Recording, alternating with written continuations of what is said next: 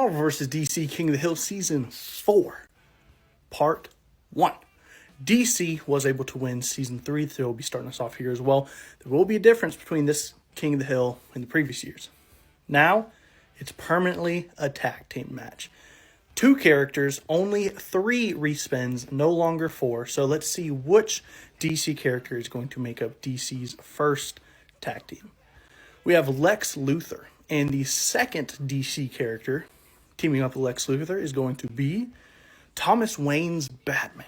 So we have 2 highly intelligent characters sharing the same team. Marvel, you have 3 opportunities, so technically 6 spins, to take out this team of Lex Luthor and Thomas Wayne's Batman. Marvel, your first spin is going to be Harold Thor. He doesn't need a partner. Marvel already has the Hill, but let's see who Harold Thor's partner is going to be. The Red Skull. Okay, definitely brings down the level of the team a little bit, but they still have Harold Thor. All right, DC, you now have 3 opportunities to try and... Actually, no, you only have 2 opportunities left. My bad. Ew. That's not good. That's bad. Hopefully you can get someone good in this last spin, because right now you are losing. Barry Allen. So we have Harold Thor and Red Skull versus Damian Wayne and Barry Allen. I'm giving it... it's Thor. It's Harold Thor. Hopefully we can all be civil about this since it's involving a Flash losing, but I assume we will not be. All right, DC, you are now on your last possible tag team combination trying to take out Harold Thor and the Red Skull. DC, who are we going to send out as the first half of this team?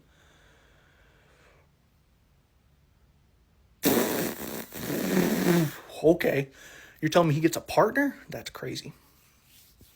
Yeah, they have the Hill, by the way, guys.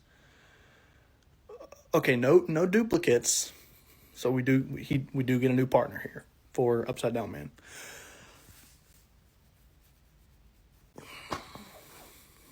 By Odin's Fade. All right, Marvel. Good news is you have 2 tag teams left. Bad news is you're going up against Upside Down Man. Wait, there's more. And Zeus. This is going to be hard. Extremely hard. Ultron. Okay. That's a start. But you'd need a cosmic plus level entity here, though. That is not Colossus. They get waxed. And now this is going to be Marvel's last spins, trying to take out Upside Down Man and Zeus. Quicksilver, I mean, he's fast, but don't know about this one, Chief. You got one more spin here, Marvel. What you gonna do with it? Kane. The Scarlet Spider. Yeah, they get waxed, too. I mean, Upside Down Man and Zeus is a wicked way for DC to start this Season 4 of King of the Hill. They want to show that last season was not a fluke. They take Episode 1. Marvel vs. DC King of the Hill Season 4, Part 2. DC is currently up 1-0 over Marvel. This is the tag team season, so different from other seasons, each filter only gets 3 chances to try and knock out whoever's on top of the hill. So DC starts us off. They're going to be starting us off with Beast Boy as one of their 2 tag team partners. Second DC tag team partner is going to be KG Beast. Not a great team from DC. Beast Boy is respectable, and KG Beast, I mean, not bad, but I mean, Marvel has 3 chances to take him out. It's probably going to go to 1. Venom Pool takes out KG Beast. Maybe doesn't take out Beast Boy. I'd like to see that fight, but I mean, they're getting an additional tag team partner here, so I mean, oh my gosh, they stomp them into the dust. DC has to take out the Merc with a Mouth with the Venom symbiote and the Spirit of Vengeance. Zarathos, Johnny Blaze. This is going to be the definition of an uphill battle here from DC, but they still have 2 more chances to try and do it. Maybe they can pull something out here. Starting off with Green Arrow. That is not the type of performance DC needs to be sending out at this moment. One more chance on their second try. Let's see if y'all can send out some sort of cosmic entity here. Manchester Black is a very respectable Superman villain. He's a very powerful villain. However, I don't think he could stand up to the penance stare for a singular second. DC, you have one more opportunity. Last opportunity now from DC. They get to come out with one more tag team trying to take out Venompool and the Ghost Rider. Let's see what they can send out here. Okay, strategy. I'll give you that. You have strategy, you have combat experience, some tech. That's nice. But you're going to need something crazy here. Okay, luckily there's no duplicates, so I do get to respin that one. DC, this is your last chance.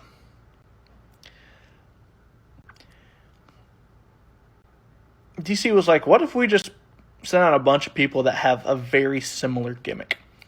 Marvel wins this one. The series is now tied 1-1.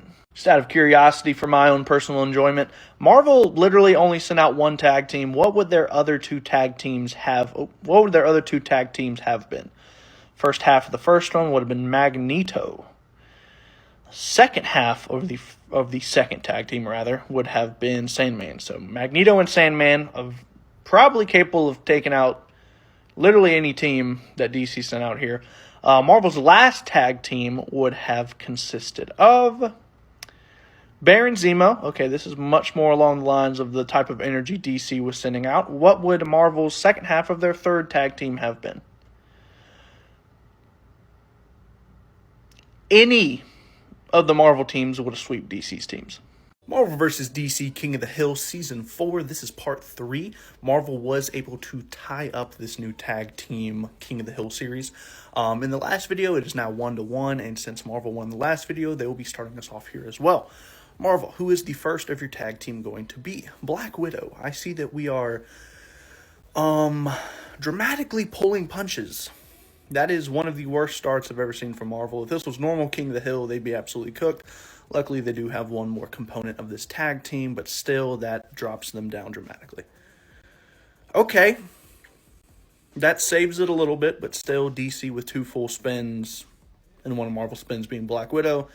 Great chance DC takes the hill here. If you're just now joining this King of the Hill series, perhaps you haven't seen this new season yet, yes, we are doing a tag team, and only 3 chances for each filter to try and claim the King of the Hill.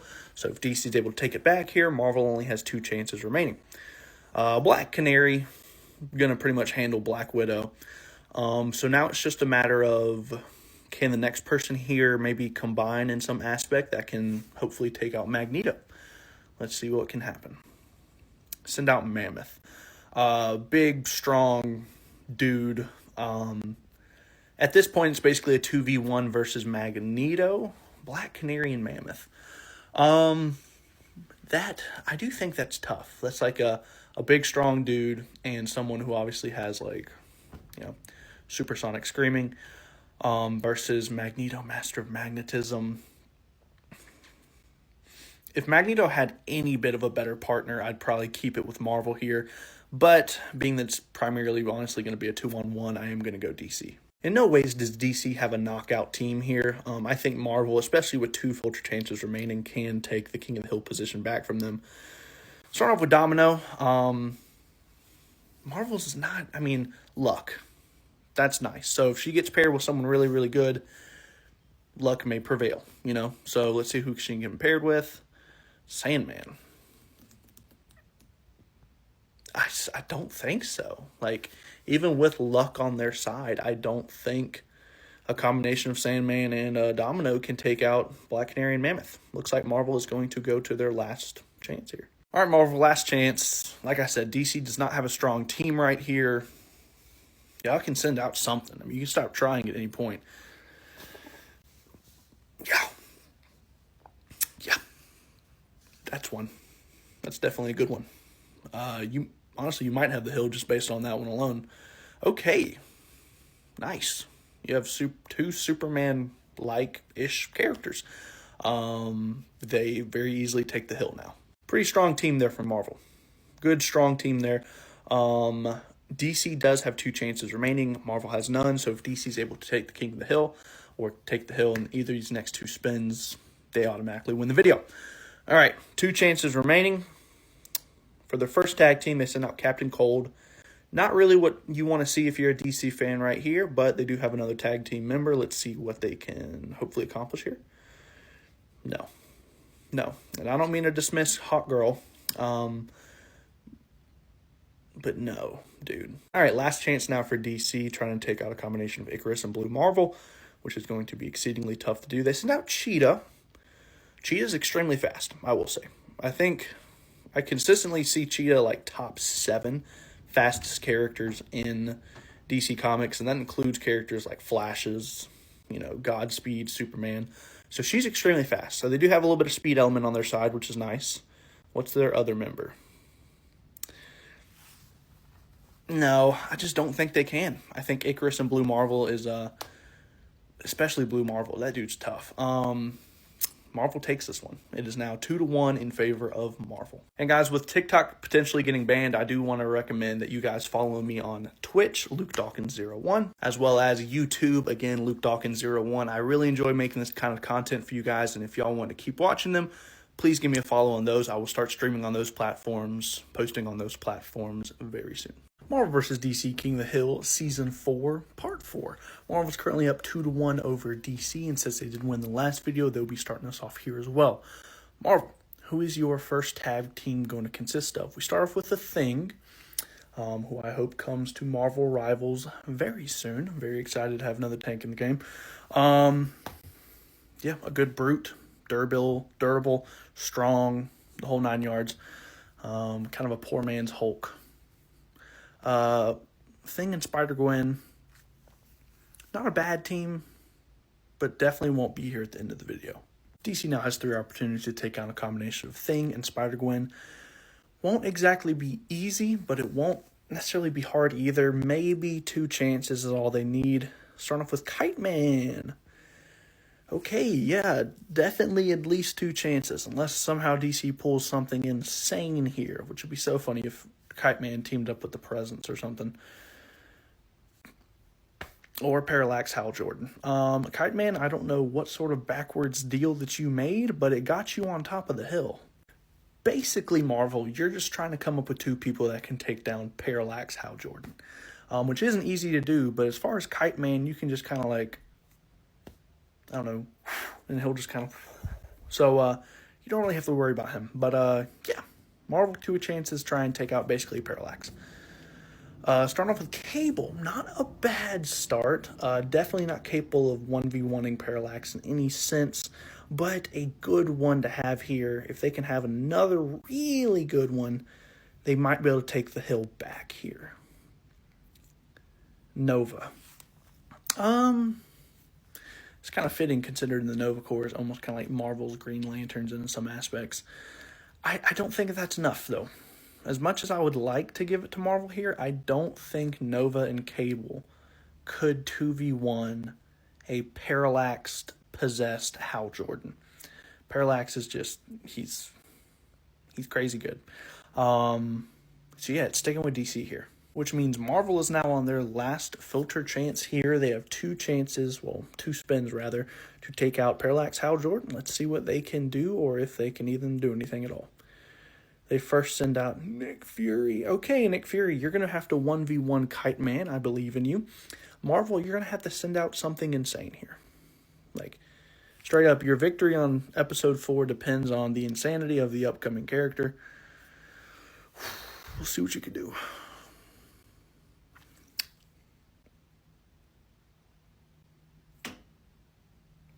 Nick Fury, I don't know what kind of deal you made, my friend, but it was better than the deal Kite Man made.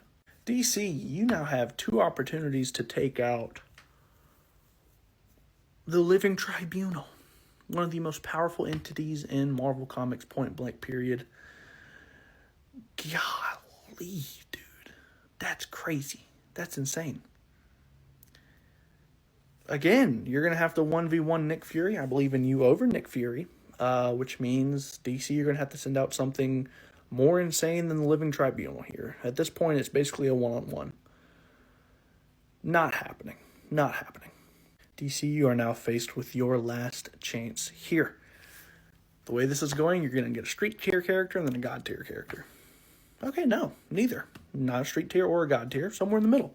Definitely taking out Nick Fury very easily, can team up with someone to maybe do something against the Living Tribunal. But even if you gave her Superman and her aren't taking out the Living Tribunal. You need a very high cosmic level entity. Let's see what they can send out here. Otherwise, Marvel's about to take a 3-1 lead.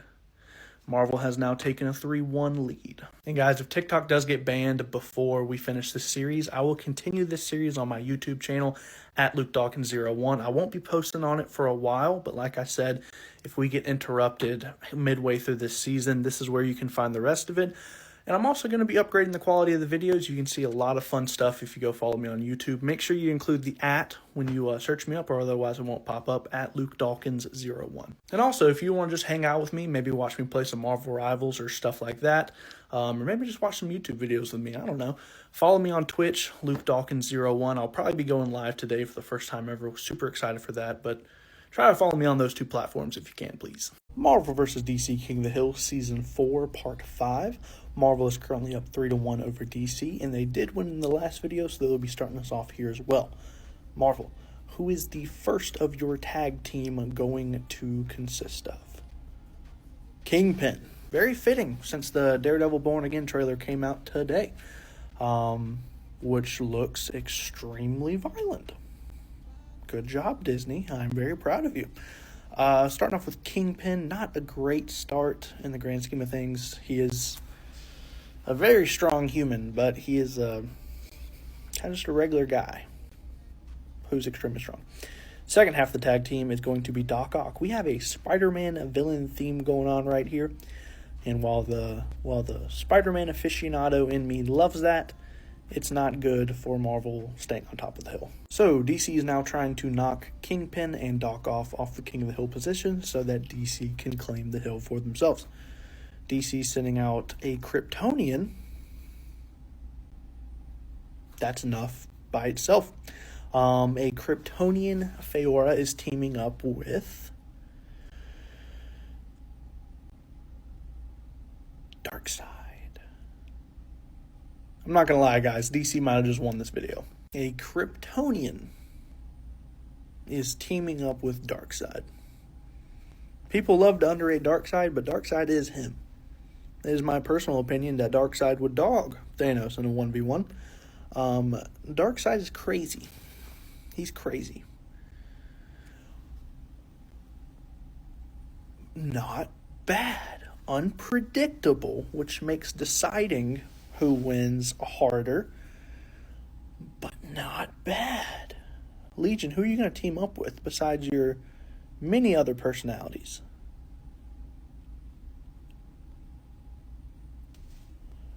Dude, that's hard.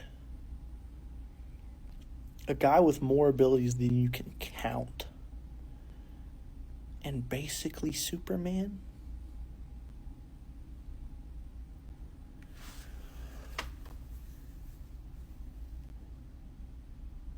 Oh, God. I can't believe I'm doing this. Give me Marvel here. Like, Legion and Hyperion is one of the best answers I think I've ever seen to what we just saw. Genuinely, that shocked me. That really did shock me. DC, you need to come up with something. Not bad. Not bad. Both sides are coming to play so far. We really haven't had any bad characters other than Marvel's first spin. But those were iconic, so we'll give them a pass. Shazam and Zatanna. Dude, I mean, that's an amazing team. This team probably would have won some videos. Zatanna and Shazam versus Legion and Hyperion. I'm going to have to stay with Marvel. I think it's close. Not as close as the last fight, but it's close. DC, it is now your last opportunity to claim the King of the Hill position, or else Marvel goes up 4-1. You have one heck of a team to fight up against, but I know that y'all can do it. Let's see if you actually choose to or not. First spin is going to be Wonder Woman. Can't complain. That's one of their trinity, so to speak. One of the big three. DC, who's teaming up with Wonder Woman? Red Tornado. No. Man, if Wonder Woman would have got someone legit, there was a chance. But not Red Tornado. Cool character. Not too many people know about him, but he's cool. Marvel's currently up 4-1 over DC. Just for fun, what would Marvel's last tag team consist of? Would have been Vision, not bad, very versatile android, and Nightcrawler. Interesting team for sure. Also, guys, I just added the links in my bio to my Twitch account as well as my YouTube account. My YouTube, I just got equipment in today, so pretty soon I'm going to start streaming basically what I do here, except more detailed, more advanced, basically just go into longer, more intricate videos, basically what I do on here. Also, if you ever just want to hang out with me, you know, watch me play some video games, chat with me, maybe play video games with me, also give that Twitch a follow. Marvel vs. DC King of the Hill Season 4. This is now Part 6. Marvel has went on a bit of a run now. They are currently up 4-1 over DC. And since they won the last video, they will be starting us off here as well. Marvel, who are we going to be starting this video off with? Bad start, but this is a tag team series, so who is Mysterio going to be tagging up with? The Absorbing Man. A very underwhelming team. DC should take this fairly quickly. All right, DC, your opponent's Mysterio and Absorbing Man. Absorbing Man, definitely the greater of the two threats there. Let's see what you can do. It shouldn't take you more than one try, truthfully. Start off with Miss Martian. Nice. Good power set. You know, telekinetic abilities, as well as obviously all the perks that come with being a Martian. So a good start there. Definitely a good start there for DC. Who is Miss Martian going to be teaming up with? Green Arrow.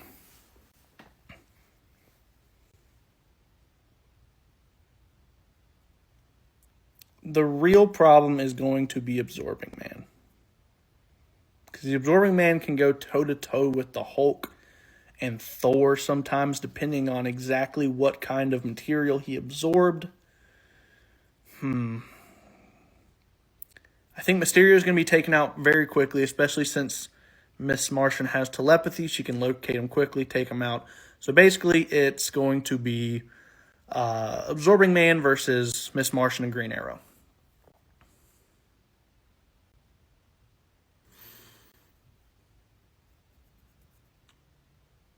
I'll give it to DC here. Miss Martian's definitely hard carrying that team. Green Arrow is going to come and help a little bit, but Miss Martian is pretty much the main reason why I allowed them to win that. Marvel sending out Scorpion. He could probably take out Green Arrow. And who's Scorpion teaming up with? Baron Zemo. Nope. I'm not giving it to Marvel. It stays in DC's hands. All right, Marvel, y'all are sending out some really underwhelming people. And I will say, y'all are the kings of clutch. Y'all always flying at the last second with some insane heroes to kind of win the day. But this is your last spin. DC has 2 spins remaining. So y'all need to get the hill here and hope that DC can't top it. Marvel, first sending out is going to be Crossbones. Very underwhelming again. Green Arrow versus him. Decent fight. We need something now for Miss Martian, though. Marvel, who are you going to send out for Miss Martian? Vision. That's not bad. I'll give it to Marvel. I'll give it to Marvel here. If we were talking Martian Manhunter, absolutely not. Miss Martian, young Miss Martian, not as experienced. I'll give it to Marvel here. All right, DC, you now have 2 opportunities to take and win this video. Let's see what you can do. First of your second spin. Sending out Superman. Injustice Superman, so not as great as normal Superman, but a Superman, a Kryptonian nonetheless. Clark Kent is still Clark Kent. Let's see who Superman's going to be teaming up with. Yeah, that's cooked. Batman and Superman are teaming up again, except this time it's really weird. Yeah, so DC easily took that video. What would the last spin have been? Man-Bat, and it also would have been Gorilla Grodd. Got you. So, yeah, DC won. And, guys, I still want to keep making content for y'all after this ban, but fingers crossed the ban doesn't happen. But either way, I attached my Twitch and my YouTube links in my bio. Please go give me a follow on YouTube if you want to see me continue to make content like this. Give me a follow on Twitch if you ever want to hang out with me, maybe play some video games with me and Jacob. But, yeah, give me a follow. Marvel vs. DC, King of the Hill, Season 4, Part 7. Guys, unfortunately, this might be the last King of the Hill that we ever see on TikTok, which really sucks, but that means we have to go out with a bang this time. DC won the last video. Let's see who they can send out here. The first of their tag team is going to consist of Damian Wayne's Robin, which sucks, you know, but who are they going to be tag teaming up with? That raises the team significantly. So the question is not who can beat this tag team, but really the question is who can 2v1 Larfleeze. Because Damian Wayne's not going to be doing anything to help elevate that team. First up, we have Namor. Not bad to start off with. I can definitely see him teaming up with someone to take down Larfleeze. But as far as a 1v1 encounter goes, Larfleeze will beat him. But let's see who he can get tag teamed up with here. His partner in crime is going to be... That's legit. They do easily take that one there. That's a great team. DC now has 2 opportunities to produce a tag team that can take down Namor and Jean Grey, which will be very hard to do. Yeah, he's taking out Namor. He is taking out Namor. Then it's just a matter of Jean Grey, honestly. He just needs an okay partner. He doesn't even need a great one. King Shark versus Namor is hilarious. I would give it to Hell. Maybe over Jean Grey in a 1v1. Maybe just because hell is hell. I'm giving it to DC here. Dude, I'd love to see King Shark versus Namor 1v1. That just be just the funniest thing ever. Marvel has 2 opportunities. That's pretty good. That's pretty freaking good. Captain Universe Spider-Man, who are we teaming up with? Nightcrawler.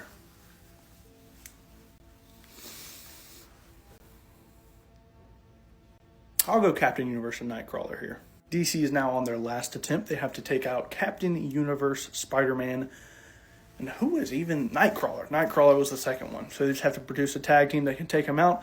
Otherwise, they might be losing the last ever King of the Hill TikTok, which really makes me sad. It's sad regardless of who wins.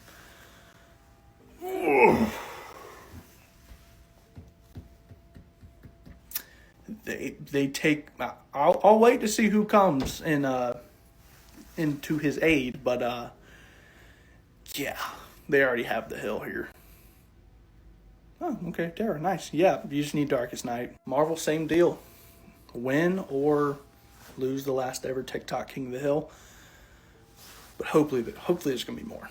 I really hope there's going to be more. Morbius. You're going to need someone crazy, obviously. Let's see. Marvel, last chance. Nope. It goes to DC. Are we? Are we still here? Marvel vs. DC King of the Hill Season 4 Part 8. DC won the last video. What I thought would have been the last King of the Hill ever on TikTok, but here we are. I'm excited. But like I said, DC won the last video. They're going to go first here. Marvel's up 4-3 over DC. DC, who are we sending out first? I'm so glad to see you again, Filter. Orion. That's a really good first one. Massively underrated by a lot of people. Dude has went blow for blow with Superman. Like, he's legit. Dude, I'm so excited to be back. Oh, my God. That's a bit of a downer. Marvel, it's pretty much you just got to take out Orion. Like, the Penguin's just... Cobblepot's just there. Just take out Orion and you'll be good. You get another good one? Like, I don't think you can 1v1 Orion. But if you get someone at least decently helpful, I think Marvel claimed the hill here. Let's see what it looks like. Mr. Sinister and The Human Torch. That's closer than I would like it to be. I think there's still a chance Orion might be able to pull that one out. Mr. Sinister and the Torch. Mr. Sinister's crazy. Like, he's a team level threat. That's tough. That really is. Like I said, Orion went blow for blow with Superman. Mr. Sinister has so many abilities. Human Torch is the weak link of his team, I believe, but he's no slouch. Cobblepot's not even in the conversation here. I'll give it to Marvel, but by a hair. DC now has 2 chances to try and reclaim the hill from Mr. Sinister and the Human Torch.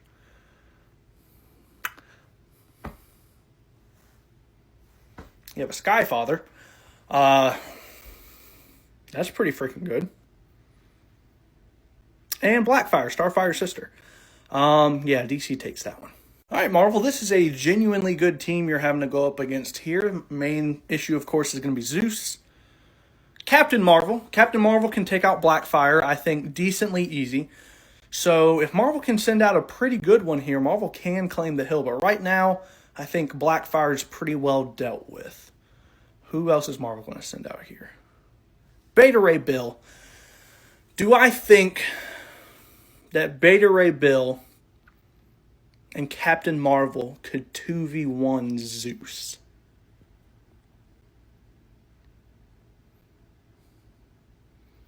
I don't think so. Zeus is legit. Zeus got beat by Darkseid, I believe, if I recall correctly. But I don't think Beta Ray Bill and Captain Marvel could.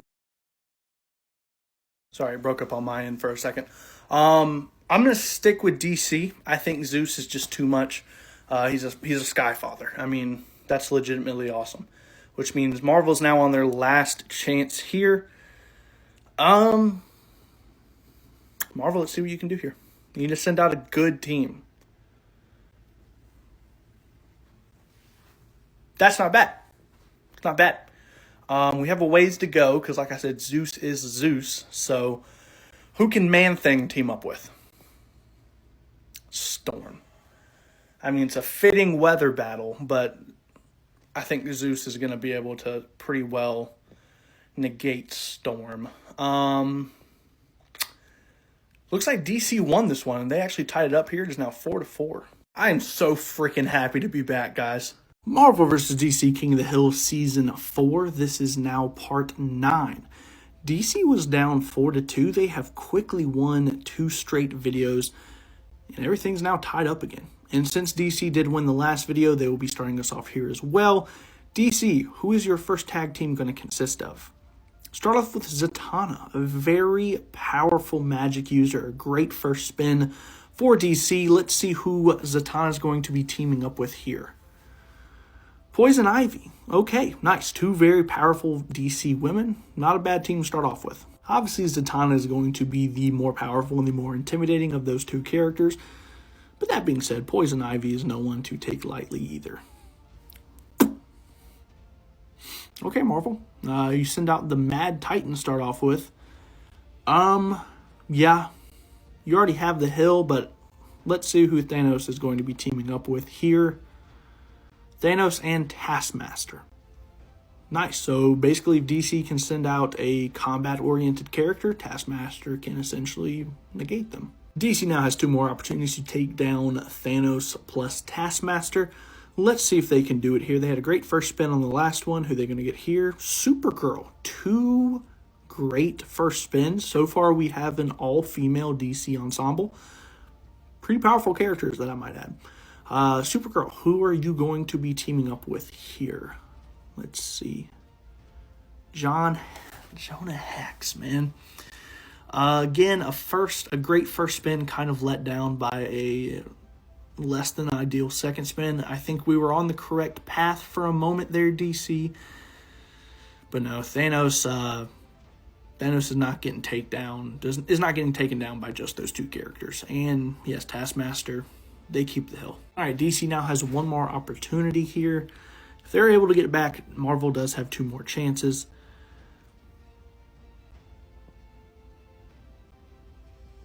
DC, come on.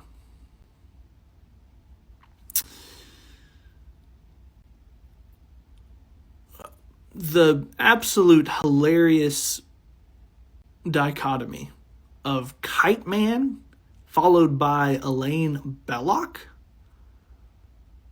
I don't know what kind of deal you made, Kite Man, but it was a pretty good one. Dude, I mean, getting Elaine Belloc is wild, but getting Kite Man? Dude, Marvel has no chance. They do have 2 more chances, actually, so let's see what they can come up with.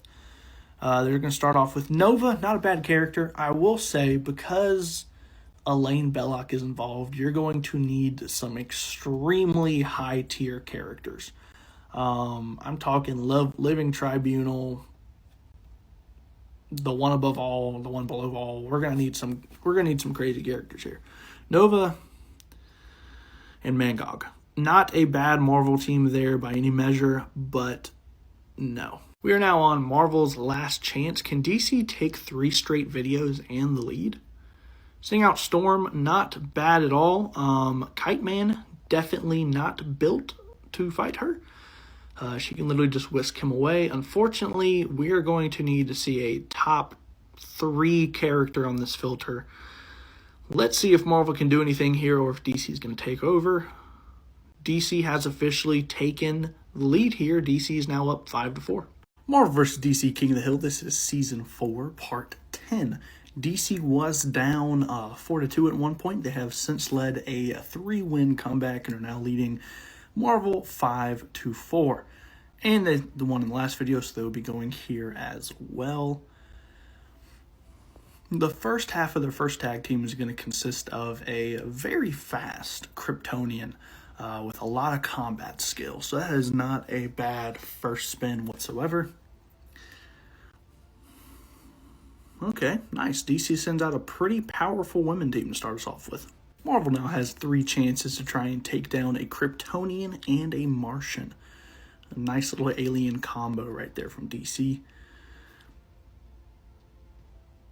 Not bad. I don't think he would be able to 1v2 since there's a Kryptonian. Let's see who he can get on his team, though. He's going to get Man-Thing. Definitely a weird team, but I'm definitely going to give it to Thanos and Man-Thing over DC's duo. I'm just waiting for the day that DC sends out Batman and Superman as a tag team. That'd just be the best thing ever. That's a good response. Although, how would he go up against Man-Thing? Because fear burns at the touch, and his whole thing is fear. Is Man-Thing technically the perfect counter? I don't know. That's interesting. Well, it doesn't matter. All right, this is now DC's last opportunity to try and take down Thanos and Man-Thing.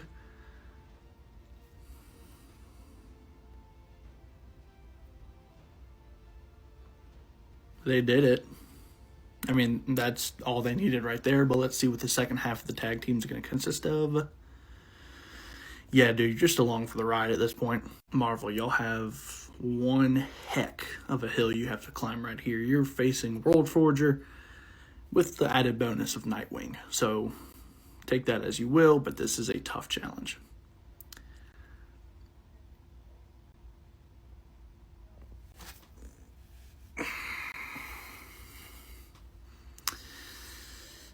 No. Marvel is now your last attempt to try and take out World Forger with the added bonus of Nightwing on top. Definitely an uphill battle. Let's see what Marvel can do here. That's a good start.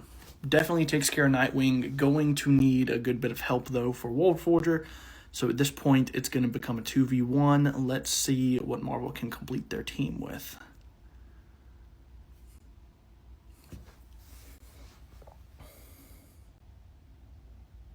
World Breaker, Hulk, and Dormammu? I'm inclined to give it to Marvel here, which means Marvel has stopped their 3-0 slit, and we're now back at an even 5-5 series. Marvel vs. DC King of the Hill Season 4. This is Part 11. We have a tie game on our hands, folks. It is now 5-5 after Marvel won the last video, and since they won the last video, they will be starting us off here. Who's the first half of their tag team? We have Colossus, the big man. Pretty good start there. Very durable, very strong character. Let's see who this X-Man can be teamed up with. This is a strong team. A bit one-dimensional in terms of the fact that they are just pure physical beasts, but that is a strong team. All right, DC, you now have 3 opportunities to try and build a team that can take out the Muscle Monsters. The Marvel Muscle Monsters. This is a tremendous team. Colossus, definitely the weaker of the two, but still a formidable opponent nonetheless.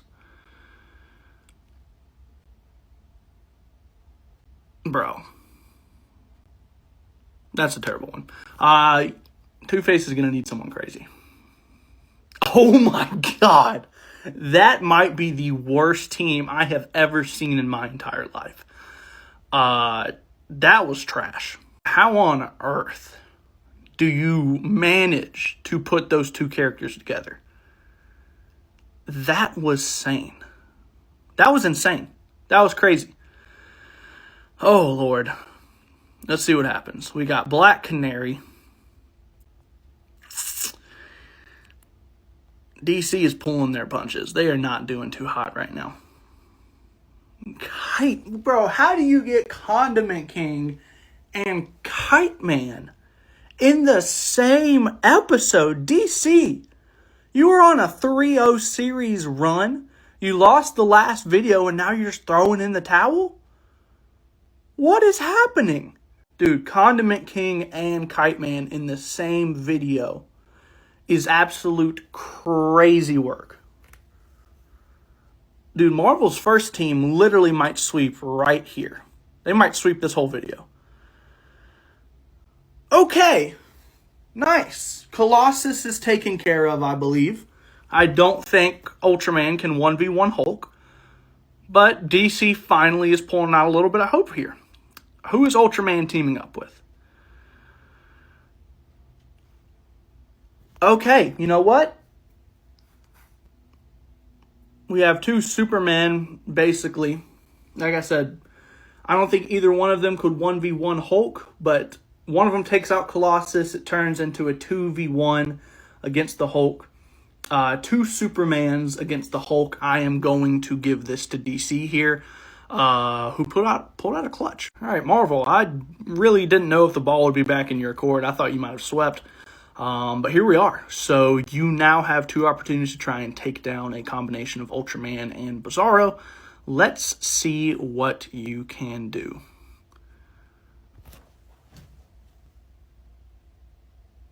Hulk came back with a vengeance. Hulk was mad that you beat him and his boy Colossus. He said, "This isn't flying." Golly. And Blade. Blade's just going to be there for moral support. World Breaker Hulk is absolutely taking out Ultraman and Bizarro. Marvel is now in a 6-5 lead over DC. And just for the heck of it, what would Marvel's last team have consisted of? They would have had Moon Knight, one of the worst ults in Marvel Rivals, and Old Man Hawkeye. So their last team would have pretty much sucked. Marvel vs. DC King of the Hill Season 4. This is now Part 12. Marvel did take a 6-5 lead over DC in the last video, and since they won, they will be starting us off in this video. First component of their tag team is going to be Moon Knight. Not a great start, but let's see who Moon Knight can be teamed up with here. So the first team is going to be about as crazy of a team as you could possibly imagine between Moon Knight and Deadpool. This might just be a hard fight in terms of just the absolute psycho that is going on. All right, DC, you now have 3 opportunities to take down the Moon Knight and Deadpool. Hopefully, you don't lose your mind while you're trying to do it. Start off with Zatanna. That's a tremendous start. A very powerful, very underrated, might I add, magic user. Let's see who Zatanna can be paired up with here. Zatanna and Cosmic Armor Superman. That's about as good as it gets. Marvel, I'm not going to lie, it's not looking good for you. DC sent out a pretty powerful magic user, and then someone who was designed to defeat the Anti-Monitor. No, not Anti-Monitor, my bad. Mandrak. This is the definition of an uphill battle. Venom, I mean, you have to throw out God of Light Venom, and even then, that's not going to be enough on its own. Dude, come on. Okay, I mean, I do have to appreciate the fact that Venom and Carnage got sent out at the same time. Let's all take a moment to appreciate just the niceness of that, I suppose. But no, they get obliterated. I don't know how he would do it, but I have a feeling Cosmic Armor Superman would somehow symbiotize them. They would no longer be the symbiotes, but that's crazy. This is now Marvel's last attempt. Starting off with World War Hulk is a very smart beginning. Definitely going to be taking care of Zatanna. He did defeat Doctor Strange in that comic run, so I feel confident that he could beat Zatanna. But they're going to need to send out someone absolutely insane here, or else the video is over. And we will now have a tie back at 6-6. Who's World War Hulk being teamed up with? Again, I have to appreciate the fact that we are putting together... Honestly, Marvel was just here for the team-ups. Deadpool and Moon Knight's awesome. 2 Hulks together is awesome, and Venom and Carnage together, they were just here for the memes.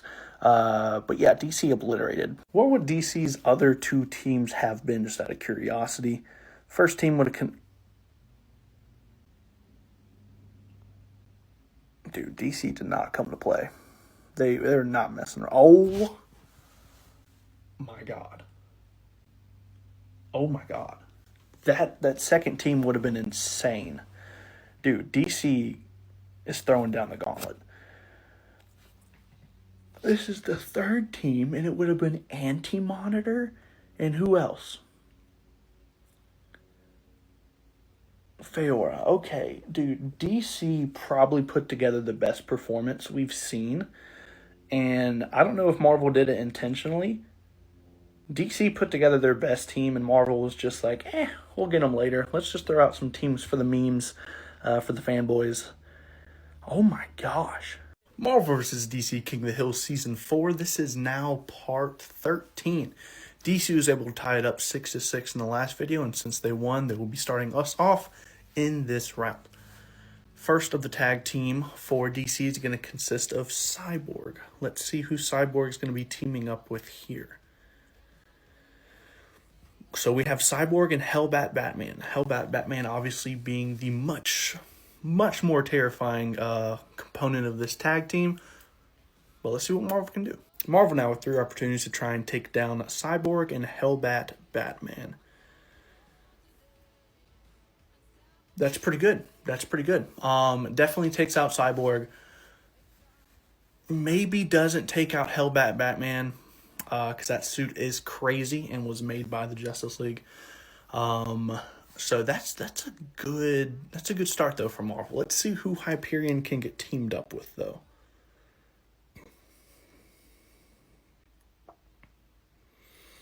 That's tough. I think he needed someone a little bit better. It's going to stay in DC's hands right now. If Hyperion would have got someone more combat-oriented, they probably would have had a good chance, but that was more of like a tactician, man-behind-the-scenes kind of pull there. Starting off with Icarus here. So a good start, not quite as good as Hyperion, but a good start nonetheless there for Marvel. Who Icarus going to team up with? Icarus and the Juggernaut. Yeah, that's a good team. I'm going to give it to Marvel this round. DC now has 2 opportunities to try and take down Icarus and the Juggernaut. Let's see what they can do. Whoever wins this round is going to have a 7-6 lead. Starting off with the Man of Steel himself. That is a tremendous start from DC. Let's see what kind of help Soups can get here, though. Dude, the tag teams. Can we just take a second and just appreciate how this list has 167 characters on it, and somehow we got the dynamic duo. Not the dynamic duo, but you know what I mean. We got the duo. Like, we got Batman and Superman. Dude, that's pretty good. I don't think I can give it to them, though. In a random encounter, I don't know how much use Batman is going to be. So unfortunately, it's staying with Marvel, even though this was a tremendous pull. Yeah, that's definitely not the dynamic duo. I don't know why I said that, but it is certainly a pretty dynamic duo, if I had to say so myself. Atrocitus. Not too shabby there. It's a pretty good one to have there for DC. So they're going up against Icarus, and they are going up against Juggernaut. I would love to see Atrocitus versus Juggernaut. Who's Atrocitus getting teamed up with here for DC? Deadshot. I feel like there were a couple people this round that just had a lackluster partner. Marvel takes this one, goes up 7-6 over DC. Out of curiosity, what would Marvel's last tag team consisted of? Bro, they had something in the bag if they weren't going to take it. Dude, they had something ready. The Beyonder and who? Dude, they had the strap ready, bro. Marvel vs. DC King of the Hill Season 4. This is now part 14. Marvel's currently up 7-6 over DC. And since they won in the last video, they will be starting us off here as well. Marvel is going to be starting with a team consisting of Galactus, which is a great first role to have. Devourer of Worlds on your team is a great partner to have. Oh, dear God. This team might be undefeatable. DC now has 3 opportunities to take down Galactus and the Ghost Rider, the Devourer of Worlds, and the Spirit of Vengeance. This is an insane team. DC might get swept. They might get swept on this video. That's honest to God my prediction. It's a full sweep. Mr. Freeze, who can touch neither of them. He's getting embarrassed by either of them. But who is his partner going to be? Maybe it's going to be like the Presence, and he just wins by default. Damage is a good one to throw out. Kind of like DC's version of the Hulk, which is a good one, but still, no. Dude, Marvel is not messing around in this video. They came out of the gate with heaters. Cyborg. Not great, not bad. Not doing anything to either of these opponents that he has to face up against. His partner, Mr. Miracle. I'm glad we have a survivor now, because the only thing you're going to be able to do is the thing that you are amazing at, and that is escaping. You need to get the freak out of there, dude. Like, leave immediately. It is now DC's last turn to take out Ghost Rider and Galactus. Oh, God. It hasn't gone well so far. DC, I appreciate you showing up to the video today. But unfortunately, Marvel, they watched their game tape. They knew exactly what you were going to throw out, and they just decided to throw out haymakers from the beginning. DC first spin is going to consist of Guy Gardner, one of the most annoying Green Lanterns on the face of existence, and Black Lightning. No, neither of them, again, can do anything. Guy Gardner might be able to compete with Ghost Rider for a couple of... Compete might be the wrong word. Delay the inevitable might be the better word there. But yeah, Marvel cleared this one. And out of curiosity, if Marvel had been forced to use their 2 other full spins, what would their 2 other teams have been? They would have gotten Icarus, which is a good one in his own right. And Weapon H would have been the second team, which is, again, a crazy good team. And then their third and final team would have consisted of Nova. And Nova would have partnered with Old King Thanos. I think it's interesting that Marvel sent out Ghost Rider, Galactus, and Old King Thanos all in the same video. Yeah, Marvel came to play, and they were now taking a 2-game lead over DC. It's now 8-6 in favor of Marvel. Marvel vs. DC King of the Hill Season 4. This is now part 15. Marvel's currently up 8-6 over DC, and if they close this video out, they are 1 win away from taking this season. Let's see what Marvel can do in this round. First, sending out Yondu, one of the saddest on-screen deaths in Marvel Cinematic history. And Yondu is teaming up with Yondu, what type of Ravager backwards crap did you get into that you need the Phoenix to bail you out of it? All right, so the question is not, can DC come up with a team to beat Yondu and the Phoenix? The question is, can DC come up with a team to beat the Phoenix? To be fair, they do have 2 roles, so their chance of doing it is significantly higher than in past seasons, but let's see what they can do here.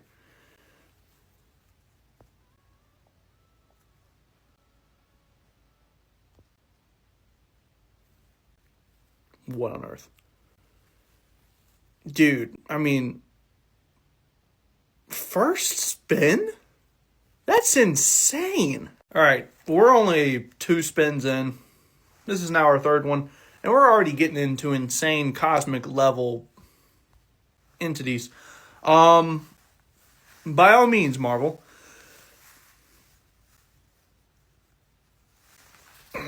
Yeah. Can't solo this team by any measure. But Manchester he's done for. Dear Lord, Marvel, who are you going to team up with the Void? Rhino, okay. We were close to another weird one. All right, this is now Marvel's last attempt to try and take out Mandrak. And Manchester Black. Manchester Black is respectable. By no means is he a pushover. But Mandrak is Mandrak. So the difference in power levels is apparent in that team up.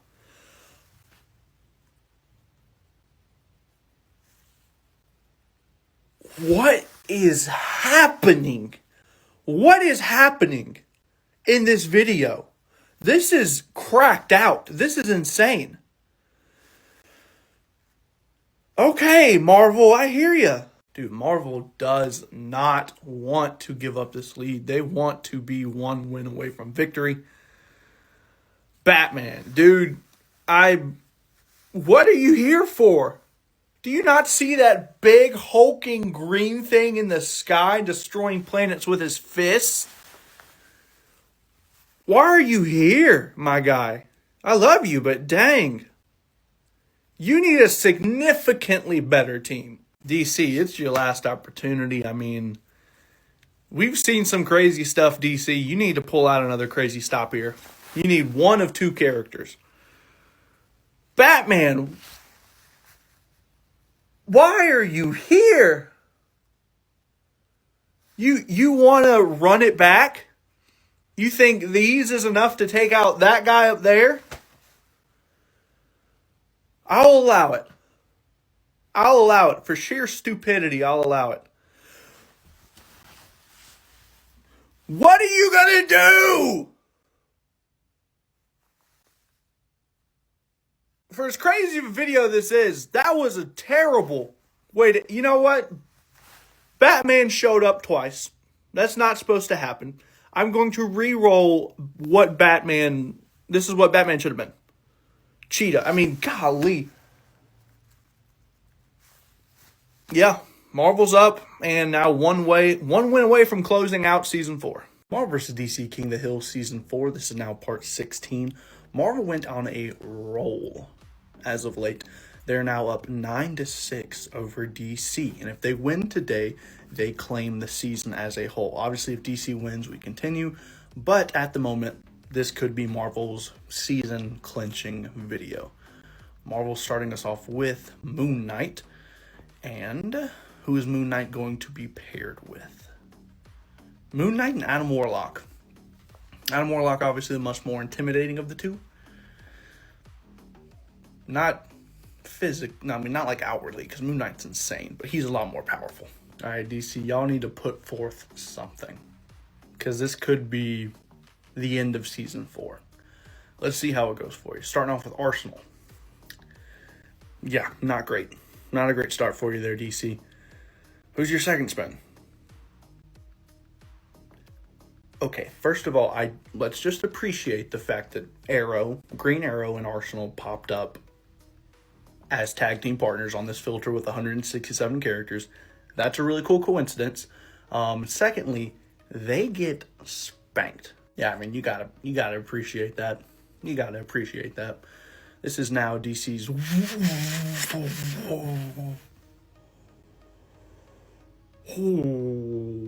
Yeah, they got it. I'm gonna wait and see what the Presence's teammate is, but oh dear God, the Presence and Hawkman, you serve no purpose here, my friend. So Marvel basically has two opportunities to throw out the one above all. If they are able to, the video restarts, same as normal.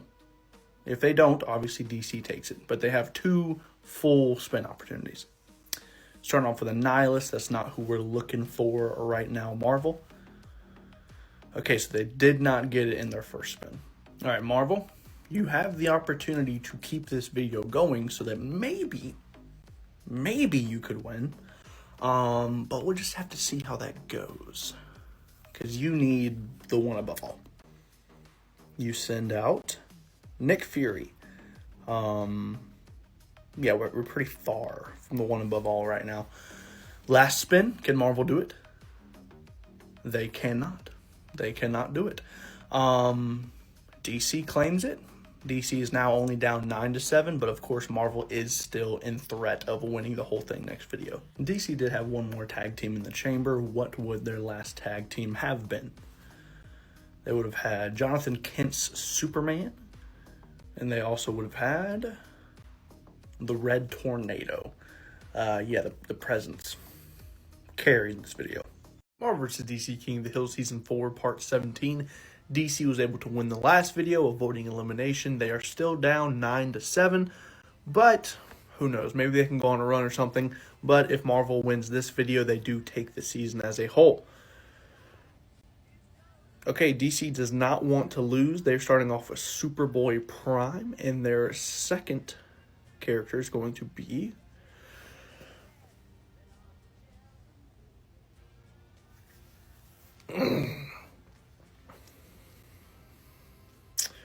wow. Two of the strongest super people in existence. That's insane. Yeah, Marvel, I'm not gonna lie, y'all gotta send out something crazy, because I think this could be a clean sweep by DC here. Superboy Prime's already insane. He literally takes multiple Superman all at once just to give him a sweat. Just to have him break a sweat, and then you give him Superman 1 million on top of that. We're talking about some sort of otherworldly battle right now. No. Immediately no, unless you get someone insane here. That's the only way. Yeah, no. A very lackluster first roll there for Marvel. And Marvel, you now have two more chances, but oh my gosh. You need to pull something out here. Miles Morales, no. I don't even think he could damage either one of them. He's going to need a crazy partner here, though. Yeah, not crazy enough. Not crazy enough. Under normal circumstances, that wouldn't have been a bad spin, especially with Dr. Doom. But oh my God. Yeah, DC did not mess around. They want to win Season 4. They want to prove that Season 3 was not a fluke. Despite what everyone's been saying, they sent out some crazy characters. This is now Marvel's last chance. Venom Pool. I don't think you have anything in your roster, anything in your arsenal that can damage. Crazy roll is needed here. Again, under normal circumstances, this would have been a great team. But when you have Superman, Superboy Prime, and Superman 1,000,000, like that's game over. DC did have 2 more spins remaining, so out of curiosity, what would their last 2 teams have been? They would have had Deathstroke, definitely a downgrade from their previous 2 spins. Deathstroke and Calabac. Calabac's not bad. So that's what their second team would have been, and their third team would have consisted of Barry Allen's the Flash, not a bad spin whatsoever. Who would Barry have teamed up with? Night Owl. So yeah, DC probably had one of the best spins in King of the Hill history. Marvel vs. DC King of the Hill Season 4, Part 18. DC was able to close the gap a little bit, but Marvel is still 1 victory away from winning. They are up 9-8 over DC. If Marvel wins, they take Season 4. If DC wins this video, we then go to a win by 2 series.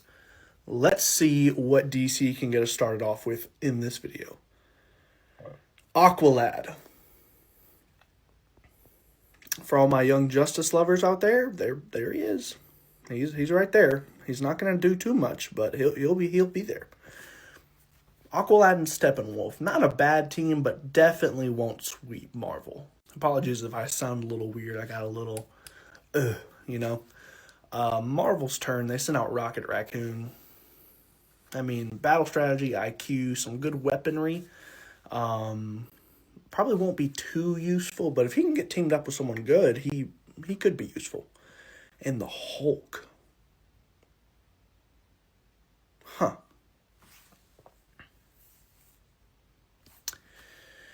It's kind of like a better version of Rocket and Groot team up, Like he could just climb up on his shoulder, hopefully fire some of the most menacing weapons you've ever seen in your life. I feel like Rocket's weapons could hurt Aqualad. I feel like there's that. And I feel like Hulk could take Steppenwolf on. So I'm going to give this one to Marvel. Ball is now back in DC's court. They have 2 opportunities to take down a pretty good team. Not an amazing team. Hulk definitely the greater of the 2 threats. Rocket's just kind of there to provide some weaponry support. But again, not the greatest team ever. First, send out Etrigan. Not a bad start whatsoever. If they can send out a good one here, they could take the hill back. But we'll see who they send out here. Etrigan and Manchester Black. Manchester Black is he's a Superman villain. He can give Superman some fits. He's not a pushover. He has some strong telekinetic abilities, telepathy.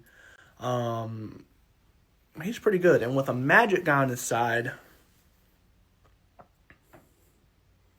if Manchester Black wasn't a Superman villain who has proven himself over and over again, I probably wouldn't give it a DC here. Manchester Black is extremely powerful. Etrigan backing him up is really good. I'm going to give it to DC here. All right, it is once again Marvel's turn. They have 2 opportunities to take down Etrigan and Manchester Black. That's a good start. That's a really good start. If they can get someone good here, they have to get someone good, though. I don't think it's enough. I don't think that's enough. Beta Ray Bill definitely is a threat, but I don't think Venom Pool poses enough of a threat. All right, it is now Marvel's last turn. They are potentially in danger of losing their lead here, and we go to a best of 2 series. So let's see what Marvel can send out as their last hope. All right, you wanted to come back. No duplicates, so we re-rolled that, so that one does not count. All right, so Hulk lost, and you just sent out the worst version of him in pretty much every way imaginable. Who's he teaming up with?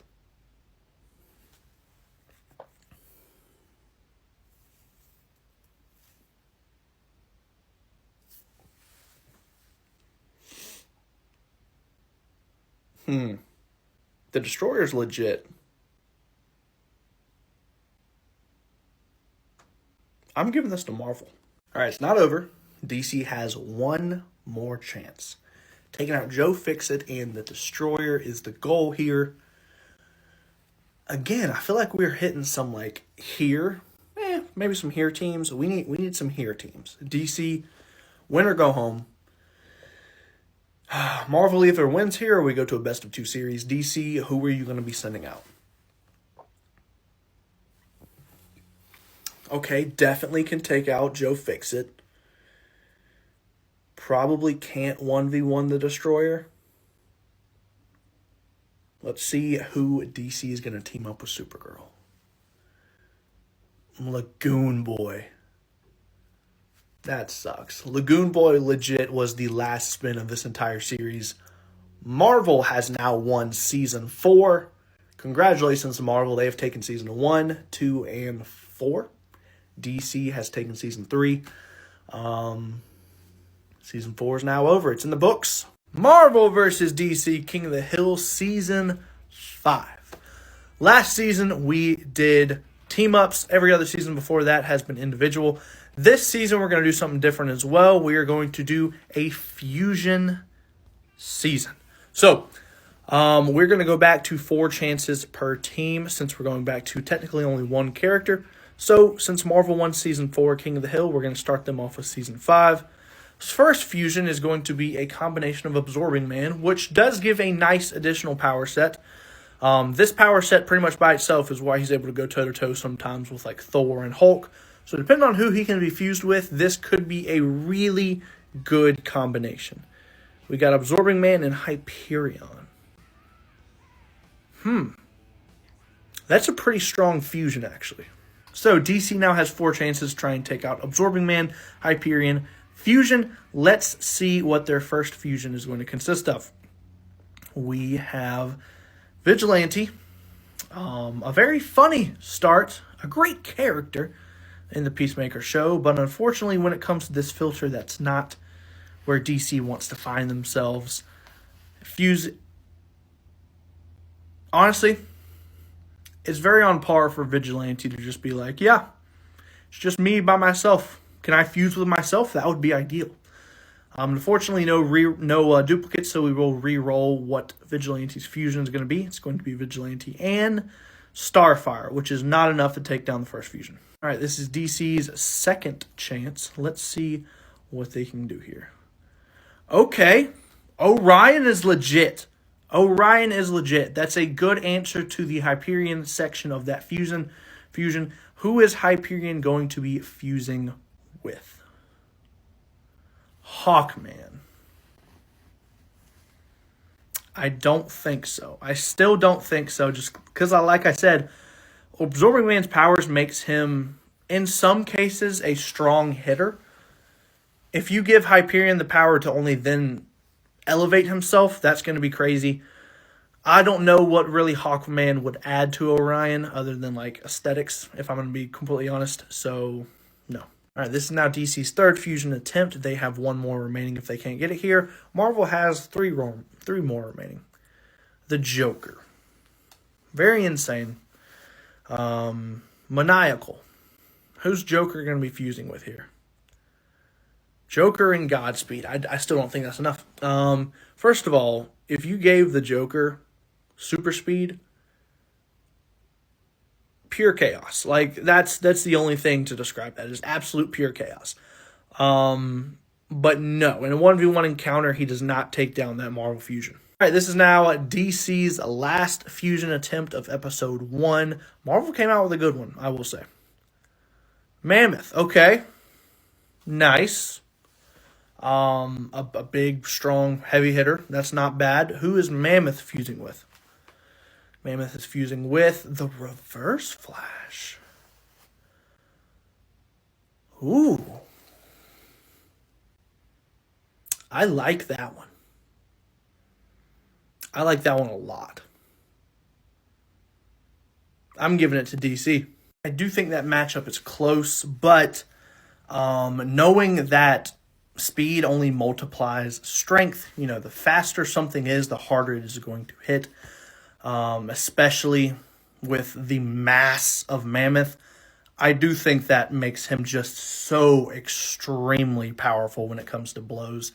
that he could potentially hit on that Hyperion Absorber Man fusion. So that's why I went there, but I could also see it going the other way. But it's in DC hands now. Marv, good God.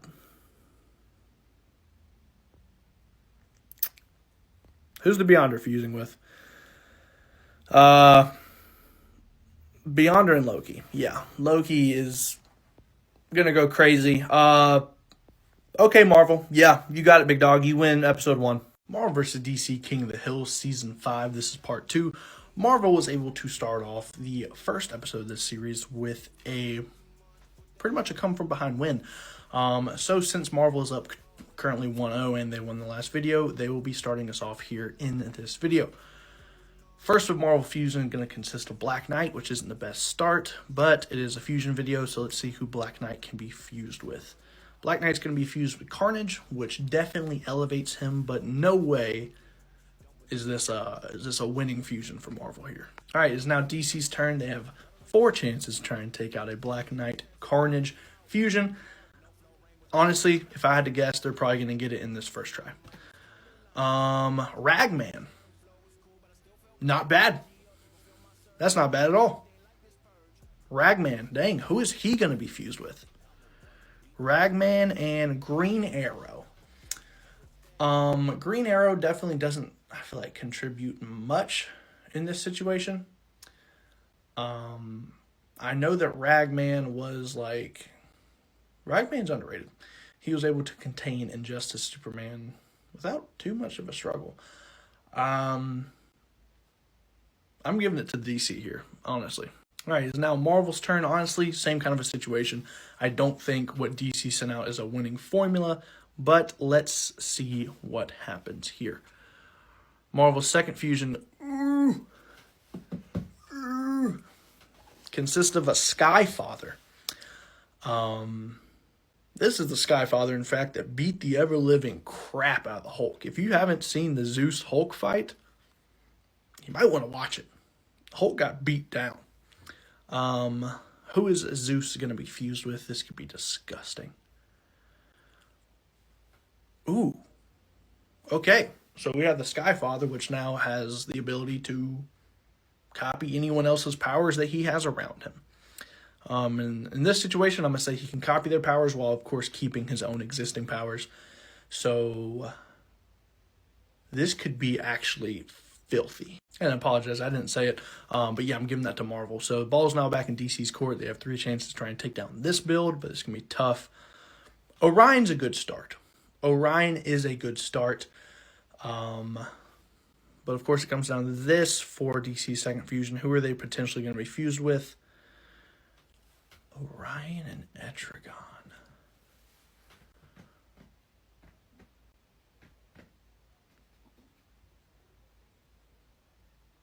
That's pretty good. Orion and Etrigan's pretty good. Obviously, Etrigan's going to be helping out with some magical components of it. I got to keep the ball in Marvel's court, though. I mean, that Zeus combination's filthy. All right, this is now DC's third attempt. Let's see what they can do here. Still having to go up against this Zeus fusion, which is disgusting. Gizmo. That's not good. That's not good. Gizmo, who are you fusing with? You're being fused with a Mazo, which is pretty good. If you can be honest, I don't know what Gizmo could even add to this fusion.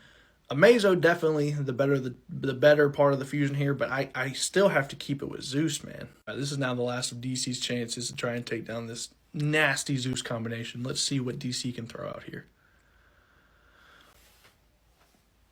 Okay, you fuse that with the right person, that could be legit.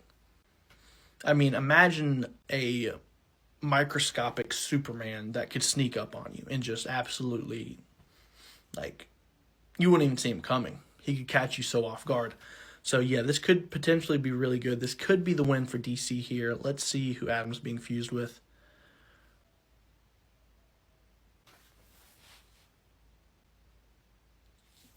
Brainiac's no joke.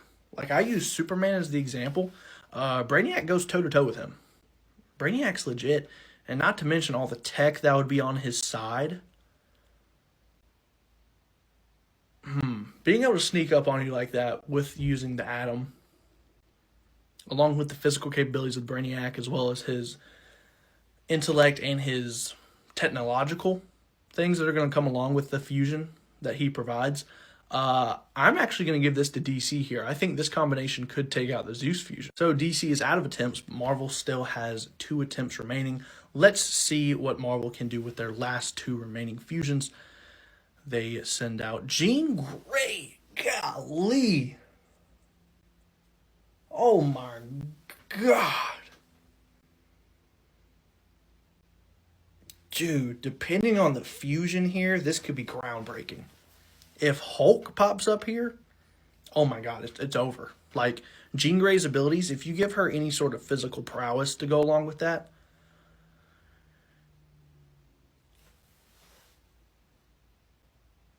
ooh. Marvel said, okay, you took out one Skyfather. Here's the other one, and he has Jean Grey's abilities on top of that. Holy crap, dude. Yeah, Marvel, you got this one, man. Holy crap. And Marvel did have 1 fusion remaining, so technically, what would their last fusion have been if they hadn't gotten it? It would have been Abomination. Nice, physically imposing character. Who would Abomination have been fused with? Drax, another physically imposing character. So, yeah, Marvel, dude, the spin before this one, chef's kiss. That was amazing. Amazing. Marvel versus DC King of the Hill. This is now Season 5, Part 3. Marvel's currently up 2-1 over DC in this fusion season, and because they won the last video, they will be starting us off here as well. Marvel, what is your first fusion going to be? We're starting off with Groot. Not bad. An interesting power set for sure. Good durability, good strength. Let's see who he can get paired up with. And he's actually super intelligent, which is funny. Groot Thor. Okay, cool. I like that. There actually is already a Groot Thor on Earth 15513. I remember seeing his panel. I had to look up what Earth he was from. But yeah, there's already a Groot Thor. So that's pretty cool. DC, what are you going to do to take out Groot Thor? Starting with a Superman. A good response to a Thor, at least in terms of power scaling. Not bad, honestly. Let's see who Jonathan Kent can be paired up with. He's going to be fused with... So he's faster. So it's going to be a faster Superman versus a Groot Thor. Or at least a faster Jonathan Kent.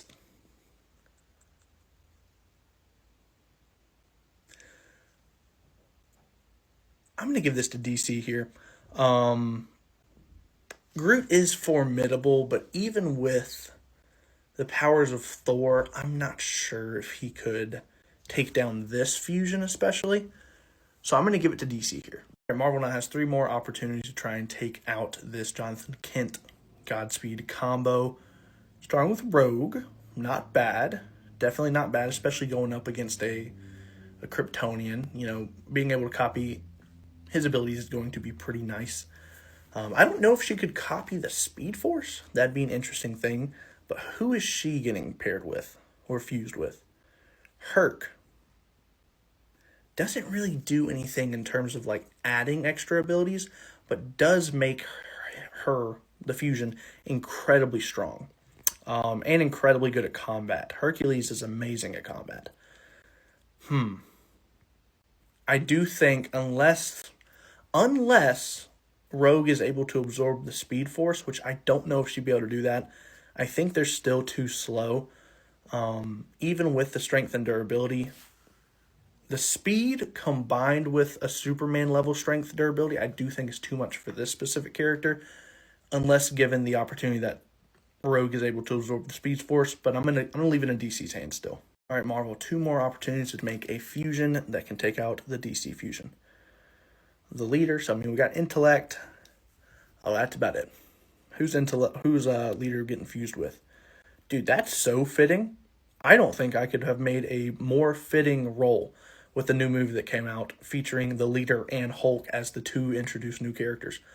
But no, I still just don't think so. I think the speed combination with Kryptonian powers is just a great combo, honestly. Rulk does have great strength, great durability, but you essentially only made him more intelligent, and that's not going to do much, honestly. All right, it's now Marvel's last attempt here. Let's see if they can come up with a fusion that can take down the DC fusion. Healing factor, adamantium claws. You give that to the right build, that could be crazy. That could be crazy. Old Man Logan's getting fused with Captain America. No. Still no. Yeah, DC sent out a pretty good fusion here. I'm not going to lie. They take episode 3. It is now 2-1 in favor of Marvel. And DC only used one of their fusions, so just for curiosity purposes, I will see what their remaining 3 fusions would have been. We would have had Crypto the Good Boy fused with... Who's the dog getting fused with? Azrael, a really edgy, angry dog. Okay, this would now be fusion number 3. Would have been... Nice magical abilities. What would Constantine have had fused with him here? Okay, really good combat skills. So definitely an interesting build, but not the best one. Cool concept though. And DC's last fusion would have been the Justice Buster Batsuit. That's crazy. Who's that getting fused with? Mr. Miracle. I guess he could just get out of the suit easier than Batman would. But yeah. Marvel vs. DC King of the Hill Season 5. This is now Part 4. Marvel was up 2-0. DC didn't win the last video, so it's now 2-1. And since DC won the last video, they'll be starting us off here in Episode 4. DC, what is the first fusion? We have a Steppenwolf fusion. Steppenwolf, obviously very powerful, very physically dominant character. Capable of going toe-to-toe with some heavy hitters, and he's fusing with... Not bad. You gave Steppenwolf a tremendous exosuit for him to wear.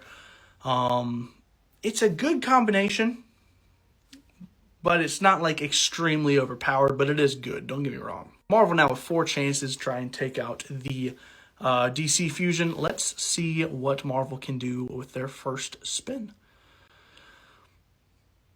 Yeah, that's pretty good.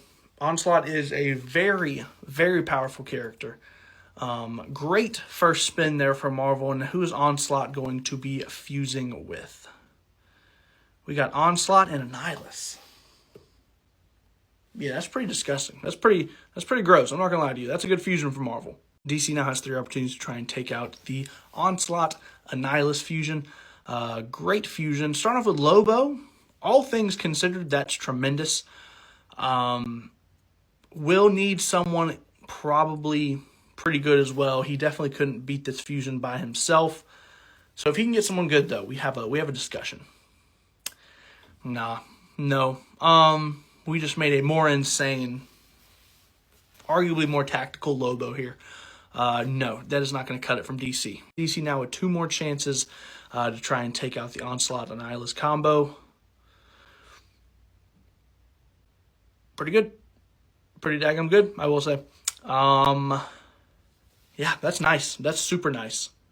DC, who are you going to fuse the Darkest Night with?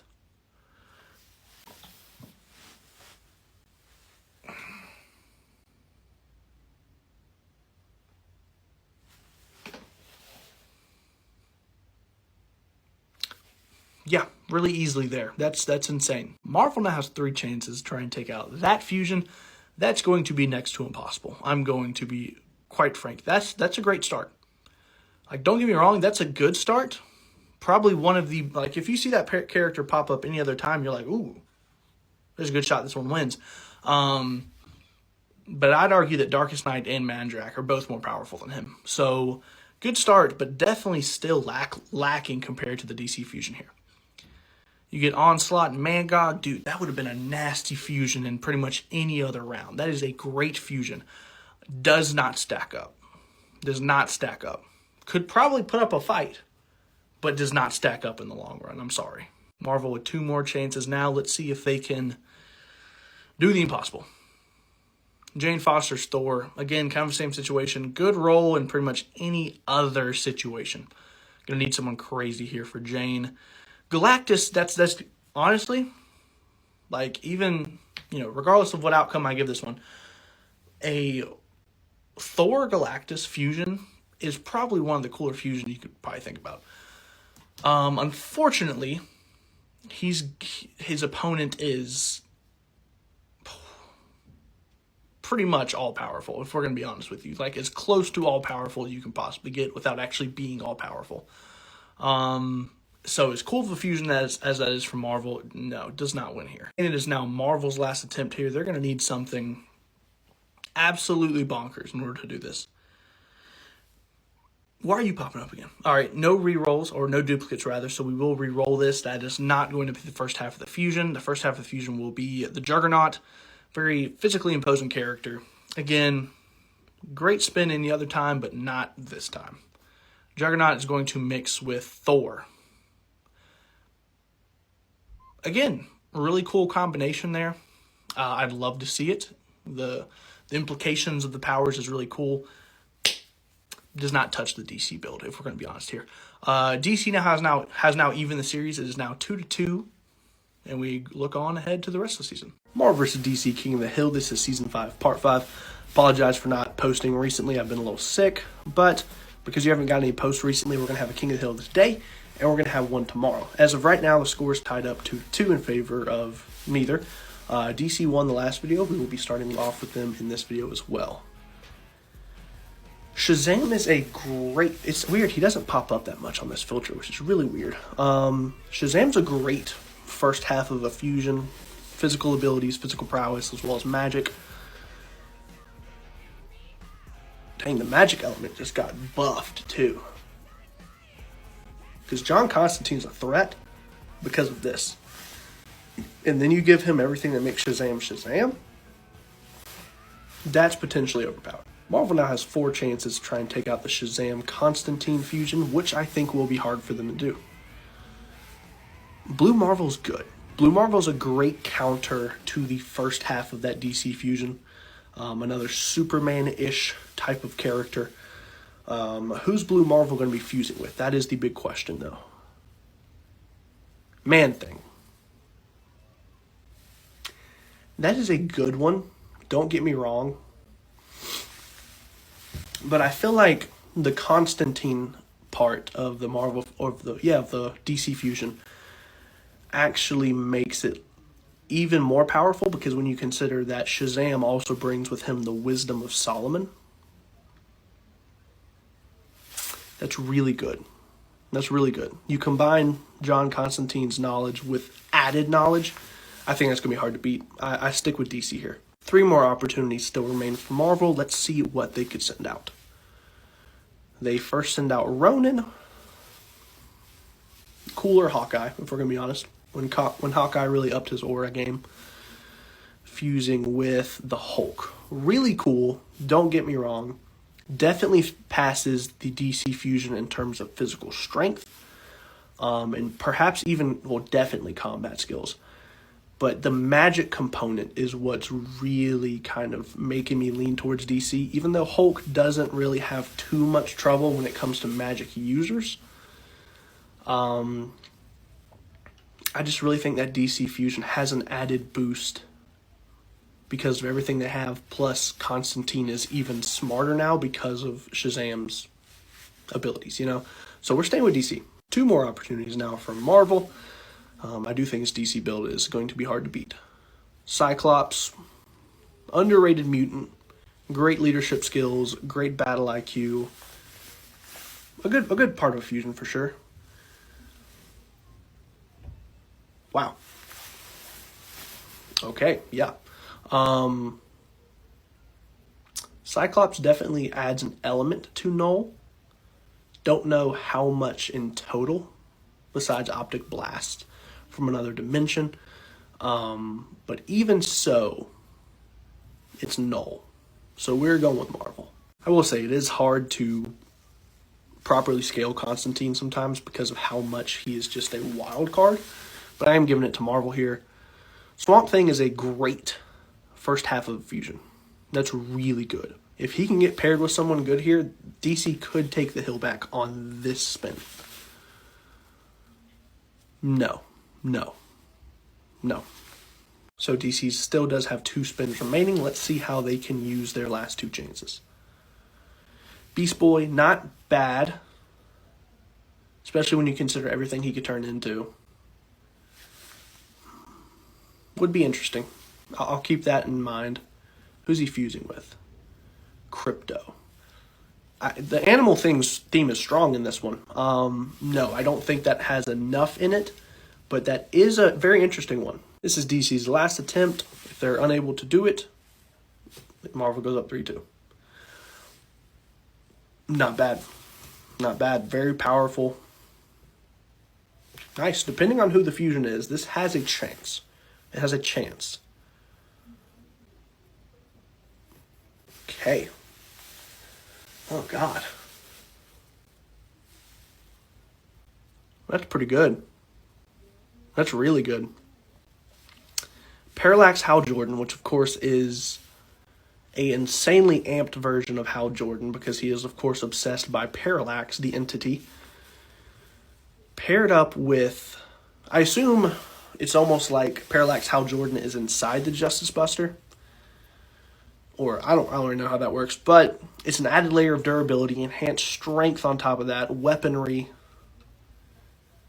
And the question is, could he basically take Null on? Could this fusion take on Null with Cyclops Optic Blast? I'm giving it to DC here because of Parallax and also the fact that this is going to add more durability on top of it, more strength on top of it. And this was designed to take down the Justice League. So I think it has a chance.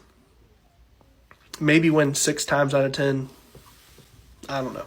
Yeah, I just think the Parallax Hal Jordan aspect of that fusion makes him so versatile in a fight. And then obviously you add the Justice Buster suit on top of that. That's going to be a tough one to beat even for Null. Marvel's last opportunity here. They first send out Star-Lord, which isn't a great start. But you never know. He could always be fused up with someone crazy. So we have the Phoenix Force. We got a lot of cool entities at the end of this filter. Obviously, or, beings with Null, Parallax, and now the Phoenix. A Phoenix amped Star-Lord would go crazy. I can only imagine what it would actually do. But it's hard for me to go against this DC fusion here. Like I said, the Parallax aspect of it, the Hal Jordan aspect of it, just gives it a wide range of abilities and amping. And then you add on top of that all the capabilities and durability, physical strength associated with the Justice Buster suit. I just have a hard time in this situation going against DC. DC now wins Season 5, not Season 5, dear Lord, Episode 5 of King of the Hill. They're up 3-2 over Marvel. Like I said, you will be getting another King of the Hill tomorrow, so make sure you look out for that. Marvel vs. DC King of the Hill Season 5. This is now Part 6. This is the video after one of the most controversial King of the Hill videos of all time. A lot of really encouraging comments there, guys. I appreciate that. I will make a video addressing that video soon. I'm not changing my mind. I want to preface it with that. I don't think any pick was egregious enough for me to change my mind. But I will make a video breaking down the thought process, I guess you could say. But as it stands, DC is currently up 3-2 over Marvel. And since they won in the last video, they will be starting us off here in this video of this fusion season. Starting off with Captain Cold, not a great start. Not a fantastic start. He is a opponent of a Flash, which kind of does raise his respectability a little bit, but my gut reaction was not great. This is terrible. That's a terrible fusion. Marvel has 4 chances to try and take down probably the worst fusion I have ever seen in this entire series. Just bad. Yeah, they kind of already took it with that, but let's see who he gets fused with. But they pretty much already have it. That is just so disgusting. He is already a threat of insane proportions. You give him Vision's abilities, including phasing, including controlling his density. Dude, holy crap. This is going to be hard to beat. DC now has 3 opportunities to try and take down the Vision-Mangog fusion, which is a terrific concept of a fusion. This could be hard. Great counter to the Mangog component of the fusion, I will say. That is a great counter. But let's see who Devastator gets paired with. No. It just doesn't hit the same as the vision component of that other fusion. Good first start, poor execution. DC now has 2 more opportunities to take down the Marvel fusion. Let's see what they could do here. Could be worse. Could be worse. He does have powers. Could be worse. Could be worse.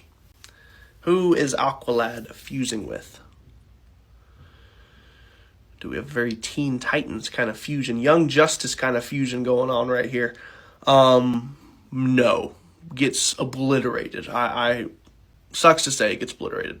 And this is now DC's last opportunity to take down the Marvel fusion. Is the Marvel fusion going to sweep? Not bad. A very strong magic user from DC here. A terrific first part of the fusion. A really good counter to the vision part of the Mangog fusion. Now we just need something to properly retaliate against the Mangog side of that fusion. So we have Zatanna fused with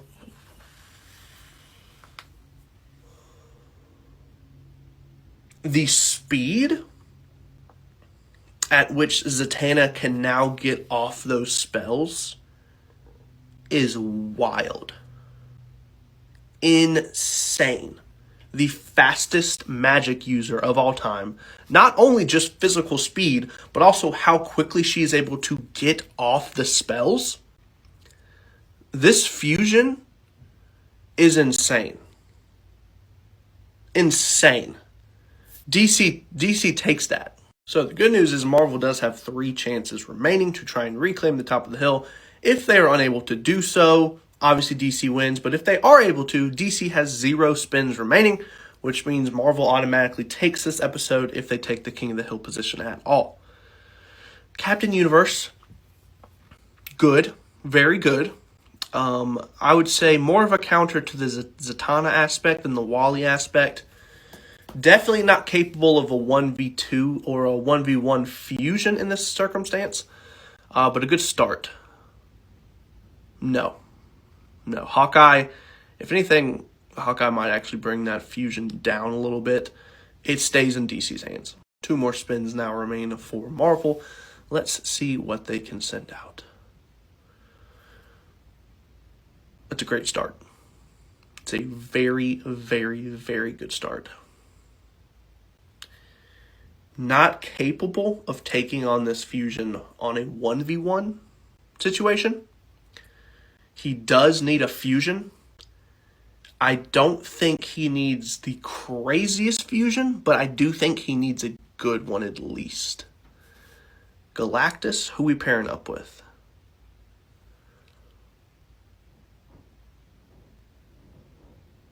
That's pretty good. That's pretty good. Like, Galactus already has power cosmic, obviously. You add on to him the capabilities that come along with Captain Marvel. That's pretty good. That's tough. I'm going to give this to Marvel. I do think the Galactus Captain Marvel build can take down the Wally Zatanna build. There's just too many like what if factors with the Wally fusion. Like, oh, what if this happened? What if that happened? But I can't always just solely rely on those. So I'm going to go with Galactus here, which means Marvel wins episode 6 and it is now tied back up 3-3. Marvel versus DC King of the Hill. This is season 5, part 7. Marvel was able to tie it up in the last video, making it 3-3. And since they won the last video, they'll be starting us off in this video as well.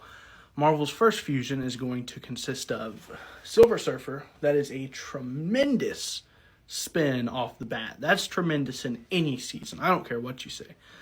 Silver Surfer fusion as your first fusion goes incredibly hard.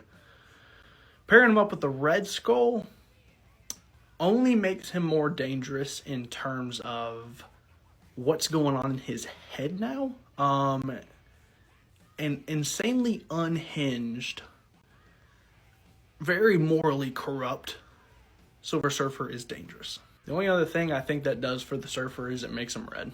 Other than that, that's pretty much it. DC with 4 chances to take down the Silver Surfer fusion. Starting off with Feora. Starting off with a Kryptonian is a good start.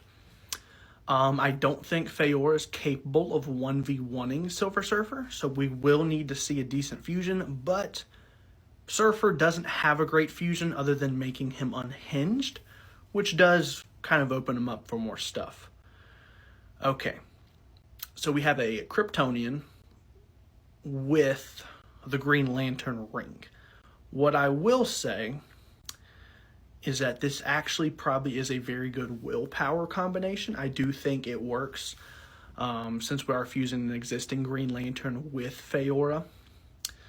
So essentially a Kryptonian who is capable of very efficiently wielding the Green Lantern ring. I do think that is enough to take down an unhinged Silver Surfer, a bloodlusted Silver Surfer, however you want to go about that. I do think the combination of powers is enough. Marvel now with 3 chances to take down a Green Lantern wielding Kryptonian. First off, we have Nova. Nice, kind of the Marvel's version of the Green Lantern, so I can appreciate that parallel popping up here. And Nova is fusing with Kane Parker. No, that's not going to be enough for Marvel on this spin. Marvel now with 2 more opportunities to take down the Kryptonian Green Lantern. Miss Marvel, not bad.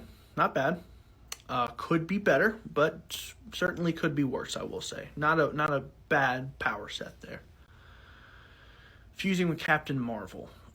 Sticking to a space theme here, I appreciate that. We have Miss Marvel, Captain Marvel together. You add Spectrum, we have a really bad movie on our hands.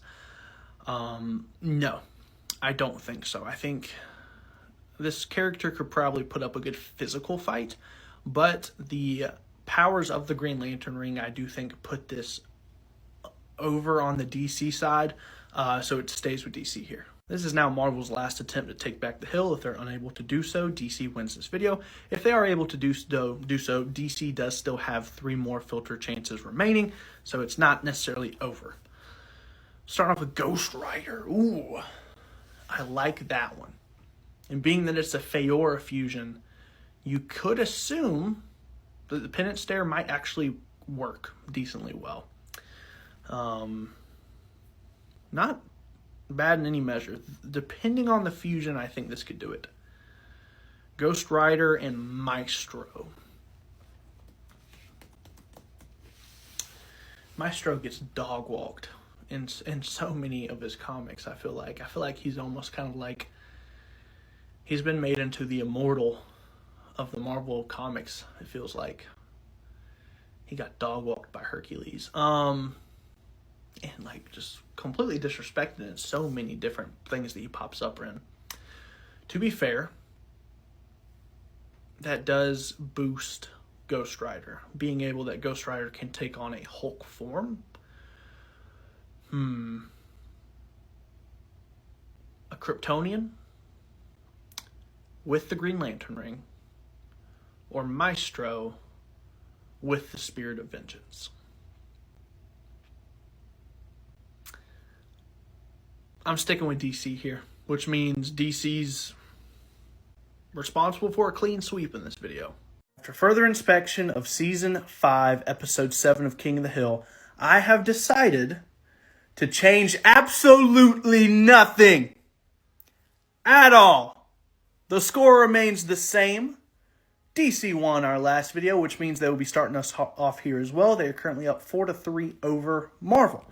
The first half of their first fusion is going to be Talon, which sucks, quite frankly. Unless he gets someone insanely stronger, insanely powerful, the only thing he's going to do is add some combat skills, add battle IQ, but in the grand scheme of things, you don't want to see human street-level characters, really. Okay, let's take a second to appreciate the theme. Getting 2 owl characters is hilarious.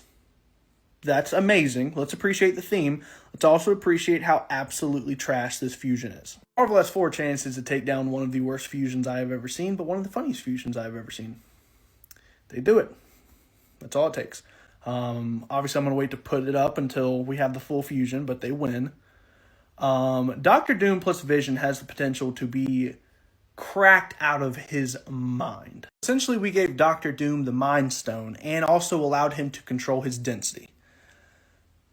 Pretty daggum good. Starting off with Mr. Miracle for DC. Not really going to be helpful in a fight, if I'm being honest. That's not a good part of the fusion. Fusing with Harley, dude, terrible spins for DC so far. Holy crap, these are bad. Stop commenting. I can see you commenting saying for me to make a new DC filter. I'm working on it. It takes time. Give me a little bit of time. I really don't feel like they're unfair. These are obviously bad spins that do not support my case. But I'm making 2 filters that are going to be dead even as possible. Starting off with the Atom for DC. Okay, not great. And Kite Man. These are horrible spins. Like, these are legitimately bad. There's a lot of characters on this filter. We're getting the terrible ones out of the way. This is rough. All right, DC, it is your last attempt. I'm going to be completely honest with you. This is the worst showing in King of the Hill history. In all 5 seasons of King of the Hill, I have not seen a single episode go this absolutely horrendously for either side. This is terrible. DC, are you going to throw in the towel, or are you going to compete? Good. Good.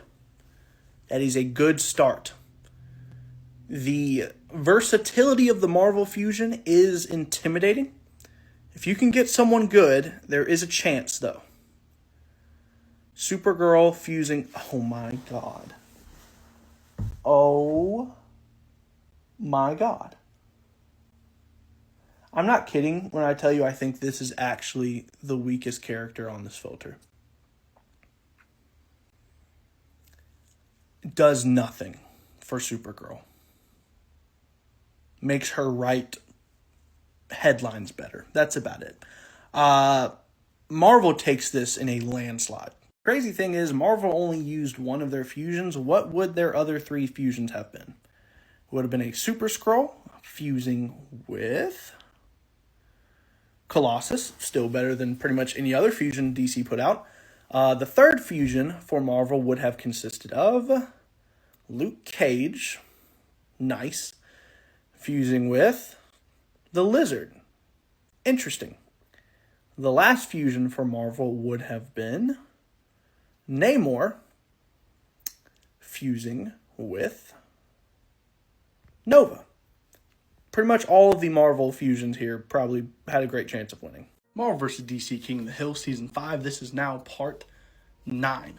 Marvel was able to tie it up in the last video after a embarrassing performance from DC. Let's see what Marvel can start this video off with. They're starting with a fusion of Yondu. Kind of mid, not going to lie. Not the best starting of fusions, but let's see who he combines with. A-Bomb. A very blue character. Interesting. So I definitely think the A-Bomb component of this Marvel build will be the more hard thing for DC to account for. Yondu does bring some extra abilities, some extra tech, but overall, A-Bomb's definitely the more concerning of the fusion halves. DC in their first fusion, they're sending out Mr. Freeze. Decent, kind of on the level of like a Yondu first start for a fusion, where it's kind of eh. But who is Mr. Freeze going to be fusing with here? Okay, DC, do not follow in the same footsteps as your last video. So far, I mean, only 2 spins, but so far you're not looking great. All right, DC, you still have 3 more chances, 3 more fusions. What's fusion number 2 going to look like? Steppenwolf. Nice, good physical, abilities. Great durability, great strength. So that's a good start, I will say. Who is Steppenwolf going to be fused with? No duplicates, so since he came up, we will have to respin that. So the new fusion is Steppenwolf and Cyborg. Yeah, I do think that qualifies. I think there's enough physical strength and durability to compete with the A-bomb side of the fusion. And obviously Cyborg on top just kind of puts even more emphasis on just the wider range of abilities that it now gives Steppenwolf. I do think this fusion wins. Marvel now has 3 chances to take out the Cyborg and Steppenwolf fusion. Their first fusion, second fusion overall, is going to consist of Nova, which is not a bad start. Comes with its own unique abilities. Space Cop Nova. And he is fusing with Deadpool. I don't think this character is capable of the damage output that might be necessary to take down the DC fusion. Obviously, the healing factor that's going to be, brought into effect by Deadpool does prolong the fight, but you don't need to necessarily a character in order to properly beat them. You just need to incapacitate them in some way, maybe make them unconscious. So I'm sticking with DC here. Marvel now with 2 more opportunities to take down the Steppenwolf and Cyborg fusion.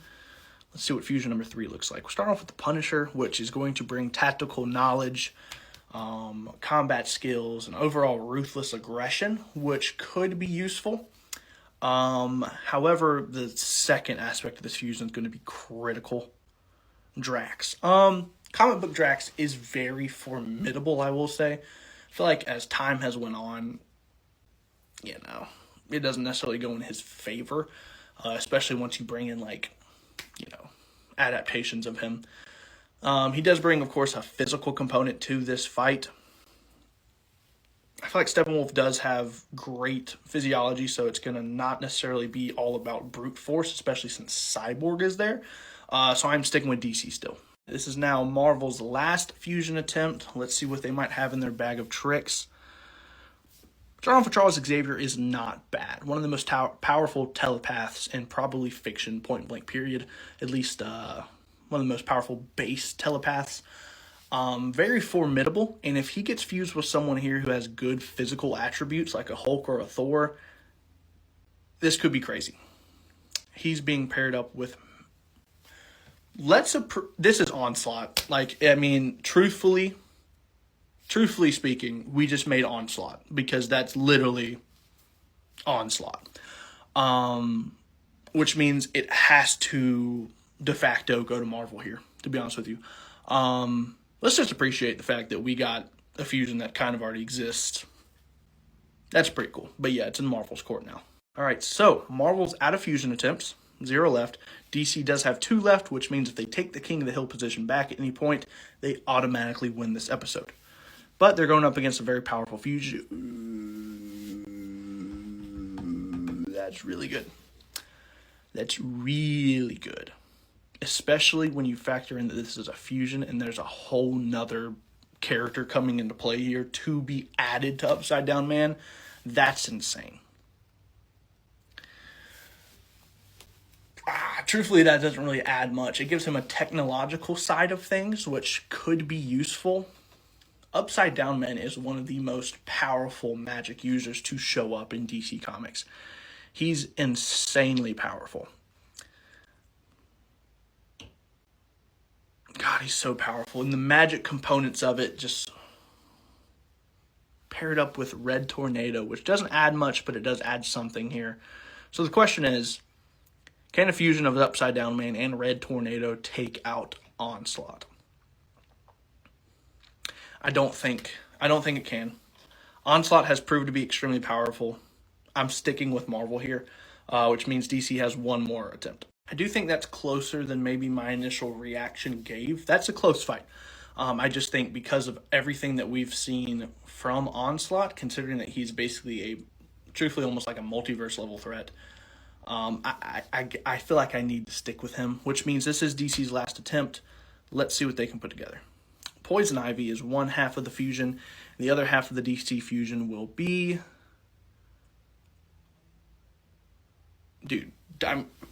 Brother. Yeah, I gotta go DC here, man. World Forger is crazy. He's like that. Giving him additional abilities as Poison Ivy is nice, but just the World Forger in and of itself is crazy. World Forger with additional plant-based powers against Onslaught. It's hard for me to go up against World Forger in many contexts, and I am going to stick here, which means DC just won probably one of the most highly competitive episodes that I've seen out of this series so far. They're currently up 5-4 over Marvel. Marvel vs. DC King of the Hill Season 5. This is now part 10. DC is currently up 5-4 over Marvel, and since they won in the last video, they'll be starting us off here in this video as well. The first fusion from DC consists of Hawkman, which is like, I feel like it's the best kind of description of his character, just mixed with Kyle Rayner. So we have a Green Lantern Hawkman. Interesting, but obviously could be a lot better. I do not anticipate Marvel having a tough time overcoming this initial build from DC. Marvel's first fusion is a Red Hulk fusion, which is already pretty much approaching the territory of possibly beating this character. And Red Hulk is going to be fusing with...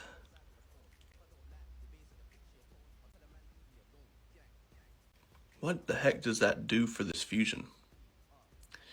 I mean, I guess that technically combines their strength. So we just have a stronger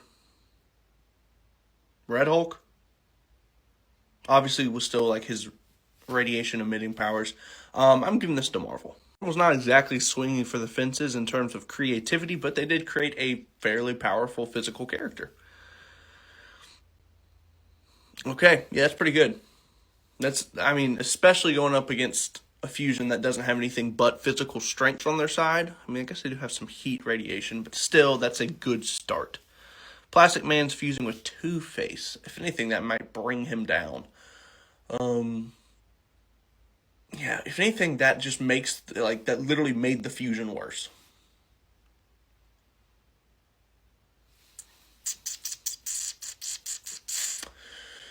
I see no reason to give this to DC. I know people freak out over Plastic Man, but with the combination of Two-Face, I see no reason to give this to DC. I'm staying with Marvel. I respect Plastic Man. I think he's very powerful, but at this point, he almost has like a cult following of people that think that he's unbeatable.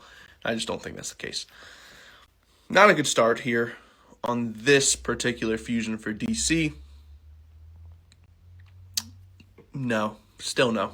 And this is already DC's last fusion attempt, which means, I don't know, win or go home at this point. Not necessarily. You just tie the game up, but you give up your lead, and that's not too...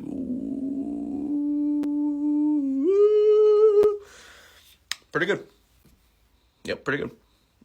Okay, 2 Superman together, that's just overkill, but Superman 1 million takes it by himself. Marvel has 3 more opportunities to try and send someone out that can take out Superman 1 million. Maestro, get out of here, dog. No respect for him. Maestro fused with Scarlet Witch. That's respectable. That is very respectable. In any other circumstance, this would probably be a top-of-the-hill character, but going up against Superman 1 million, it's just not. Basically, Marvel's going to have to send out one of their upper echelon characters in order to have a chance here. Legion's pretty good. Not to the level of Superman 1 million, but he is pretty good. Technically, if he gets to use someone good, Marvel takes it. Yep, absolutely. Which means Marvel wins this video. It is now tied 5-5. It does not go back to DC's court since they're already out of attempt here. So, by necessity, Marvel wins this one. Marvel vs. DC King of the Hill Season 5. This is now part 11. Marvel was able to tie it up in the last video. And since they did win in the last video, they'll be starting us off here in this video as well. Sorry about the hair. I just got out of the shower, so it looks a little funky. That's a really good start. That is a very good start for Marvel here. Getting the Void, the Sentry's darker half, being of massive power. Fused. This is one of the darkest and most powerful fusions I think I've made between 2 beings that weren't like beyonder level automatically. This is going to be hard for DC to overcome for sure. DC with 4 opportunities to take out a Void Mephisto combo. That's sick. That's disgusting. Zod's a good start, I will say. Like, obviously, he brings Kryptonian physiology and abilities to the battle, which is never a bad thing. Fused with super... okay, I mean, fair enough. No. It's not going to be enough. The Void's disgusting on his own. You pop in the powers of Mephisto and everything comes along with him. Still in DC's hands. Sorry, I meant to say still in Marvel's hands. I apologize for that. DC's second attempt, we get Poison Ivy. You know. And Poison Ivy is going to be fused with Zeus. Very out of left field kind of combination here, but no. 2 more spins now left for DC. This could potentially be a sweep of this video from Marvel. Sending out Ocean Master's not the best, but who's he fused with? Shazam obviously is going to up that build tremendously, but I mean, you basically just give Shazam... it's almost like if you were to give him another god, almost, in Poseidon, but not quite as cool or as powerful. So, DC now has 1 more spin remaining. DC, this is now your last spin. We have a situation where someone has to go up 6-5, and it's looking like Marvel will.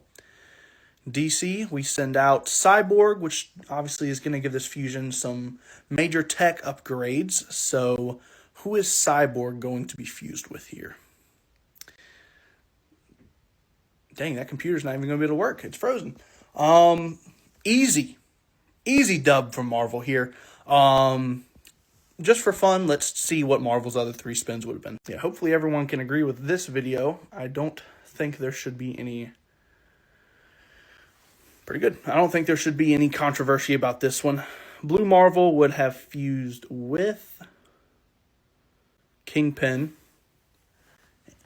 Okay, weird. Marvel's third fusion would have consisted of She-Hulk, and She-Hulk would have fused with Human Torch.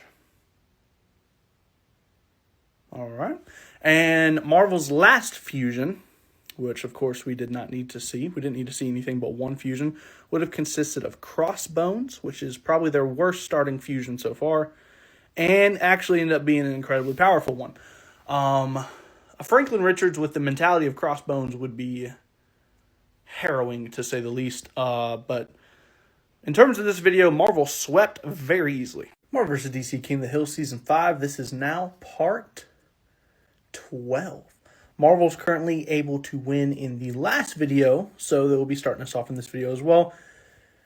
And oh god, they come out of the gate swinging with an absolute physical specimen in Mangog. Who's Mangog going to be fusing with?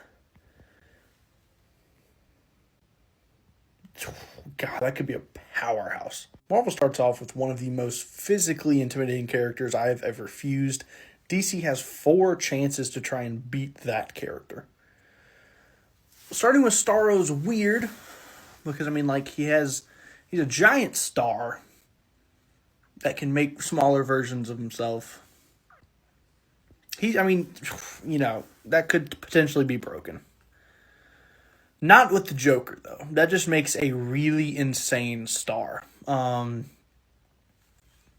that is really weird, but no, it does not win. DC with 3 more attempts now. Marvel was able to sweep in the last video, if I remember correctly. They could do it here again. Having a Flash is nice. Having a good speed element to the character will help. Fuse with Etrigan. I just don't think so still. I just think the Gladiator Mangog fusion is just such a physically imposing character. Especially once you tie in like Gladiator's abilities on top of what Mangog already is. It's crazy. 2 more spins now for DC. Let's see if they can pull anything out here. Who knows? They send out Mongol. Not bad. Also a very physically strong character. A recurring Superman level villain. So not bad. He's fusing with Superman. Okay. I mean, it's Superman. Like, it's Superman. God, he has so many abilities, and you pair him up with Mongol. I feel like Superman puts this over the top for DC. It's in DC's court now. I don't know, it's just how confident would that fusion be after taking one singular hit from the Superman Mongol? You know, that's tough. I gotta give it to Superman, though. House of M Scarlet Witch is already insane pull for Marvel off the bat. Fused with, yeah, okay. Well, you know, because of Superman's vulnerability to magic, you pull in two characters who do that really, really well. House of M Scarlet Witch mixed with magic, it's Marvel's like they're on top of the hill again. And due to Superman's vulnerability to magic, I don't think that should be very controversial, but I'm sure someone will have issue with it, but that's fine. DC's last spin, they pull out the final Batsuit, which is very nice. Very nice to have here. Depending on the fusion, we could have a discussion on our hands, but it will still take something decent. It's back in DC's court. Marvel has two opportunities to take down an absolutely insane reality, insane cosmic level person. Starting off with Yondu, this fusion's already cooked, first of all. No. Second spin a lot better, but no. The fact that was DC's last spin makes that one of the most clutch and one of the most insane moments I think has happened just in King of the Hill history, point blank period. Marvel's last attempt here. Mr. Sinister is not a bad start. In any regard, he's very intelligent, comes with a wide range of threats, but probably not going to be enough. Respectable, but final Batsuit and Dr. Manhattan together, I'm sorry. Most fusions get looked at and just, they're done. Like, this is one of the few times where I think legitimately erasing someone from existence does have actually a legitimate argument behind it. DC wins this one, in my opinion, quite handedly. Marvel vs. DC King of the Hill Season 5. This is now part 13. DC was able to tie it up in the last video, and since they did win the last video, they will be going off in this video, starting us off with as well. DC's first fusion consists of Thomas Wayne Batman, the Flashpoint Batman, and Thomas Wayne Batman will be merging with Two-Face. This is underwhelming. This is a underwhelming fusion, but hopefully there'll be better ones. Marvel now has 4 opportunities to take out the less than ideal start from DC. So now Rocket Raccoon, again, kind of an underwhelming beginning here, just in terms of the video itself. Who's Rocket merging with? It's no longer underwhelming. It is no longer underwhelming. We have a raccoon with the power of the Phoenix Force. No trash can is safe. Put up all of your trash because there's a raccoon on fire coming for it. Absolutely, Marvel takes this one. This is going to be tough for DC. I mean, they've defeated more formidable fusions, but Phoenix is tough. Good start. That's a good start, I will say. Again, but it's the Phoenix Force. Well, kind of. Red X, no. We're on the right track with Barry, not on the right track with Red X, though. I will say a Rocket Phoenix Force is a lot less scary than a Jean Grey Phoenix Force. So there's that. Maybe giving them a little bit of hope, but not if you're going to send out Mr. Miracle. It's not going to get you anywhere. Mr. Miracle, we have another Flash here. All we have is a dude who's going to escape faster than he ever has. He is going to be the Houdini of Houdinis, but no. All right, DC is already on their last filter spin, which is kind of crazy. Zatanna's a good start. Nice magical element here. Let's see who Zatanna can be fused with. It does need to be someone formidable. White Lantern Kyle Rayner. He has once again returned to, I'm sure, cause more controversy. Rocket Raccoon Phoenix Force would be tough, but we have seen other avatars of the Phoenix Force just straight up not be as powerful as Jean Grey's. Like, Jean Grey is the perfect Phoenix Force avatar. With that being said, I'm going to give it to DC here. I think White Lantern Kyle Rayner and all the abilities that come with him, along with Zatanna's magic, think that's going to be too much. I give it to DC. All right, so we now have a winner-go-home scenario for Marvel here. Trying to take out a White Lantern Kyle Rayner mixed with a Zatanna fusion. That is an excellent counter to Zatanna. That takes care of that aspect of the fusion here. It drastically depends on who she gets fused with, though. Dude, that's powerful, I will say. It's respectable. I don't think it's enough because we have Zatanna's magic and the craziness that comes with Kyle Rayner having the full, spectrum at his disposal. This is close, but I can't give it to Marvel. Marvel now has 2 more opportunities to take out the DC fusion. If they're able to, that's the episode. Drax gives a nice physical aspect to whatever this fusion is going to be, but it's not a great start overall. Apocalypse makes it more formidable, but I'm still just not going. Again, I think the abilities of the DC fusion in this case are just so all-encompassing because of the combination of the abilities. I just think they still have it. This is now Marvel's last attempt. They're in the same situation DC was a couple of instances ago. That's really good. And now we have a resurgence of the Silver Surfer versus White Lantern controversy that happened. Let's see who it goes in favor of this time. Silver Surfer mixed with Ant-Man. No. Not giving it to Silver Surfer again. Again, I think the abilities of the other DC fusion is just too insane for me to pass it up. DC wins this video, and they're now up 7-6 over Marvel. Marvel vs. DC King of the Hill Season 5. This is part 14. DC was able to take a 7-6 lead in the last video, and since they won the last video, they will be starting us off in this one. DC's first fusion will consist of Beast Boy, which is an underrated pick. Not bad start whatsoever. And Bart Allen. Not the fastest Flash, but a Flash nonetheless with Beast Boy's powers. Could be pretty good. I mean, that build definitely won't sweep or anything, but it'll probably take Marvel 2 to 3 spins if I had to guess. That's one heck of a first spin. I'm not going to lie. That's really good. Who's Gore going to be fusing with? The Thing. I mean, add some durability to him. The Necro Sword is the Necro Sword regardless.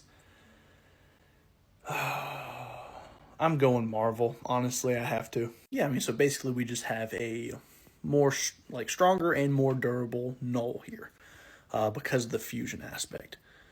Okay, we send in a different Flash. The most impressive, perhaps, Flash. That's a good start from DC. Who's Wally fusing with? I mean, the speed. I respect this Superman less than the rest, but he is still a Superman. Great strength, great durability, all the abilities that come along with him, and you give him Wally West speed and his connection to the Speed Force. I think that's enough to take out the Marvel fusion. It is now back in Marvel's hands, and they have 3 fusions remaining to try and claim the hill. Starting off with Agent Venom's not bad, but it's not the best we could do here. Fusing with Star-Lord, I mean, a Venomized Star-Lord is basically what we have here, and that's not going to be enough. More shots now from Marvel. It's going to be hard to overcome this DC fusion, I will say. Hercules is a good start. Definitely brings some high-level strength, some good durability, good fighting skills as well. So who's he going to be fused with? I mean, it would be an interesting fusion because obviously you take everything that makes Hercules and give him the ability to completely confuse his opponents because of this, which is great. However, I feel like because of how fast Wally West is, it wouldn't really matter if you distract him because he's going to deal with it so quickly. So we're staying with DC. Also, the X-ray vision component of Superman might honestly just completely nullify anything Mysterio could bring to the table. So this is now Marvel's last fusion here. It's not bad. Is it Wally West level? Is it Superman level? No. So we're going to need Marvel to throw something crazy out here.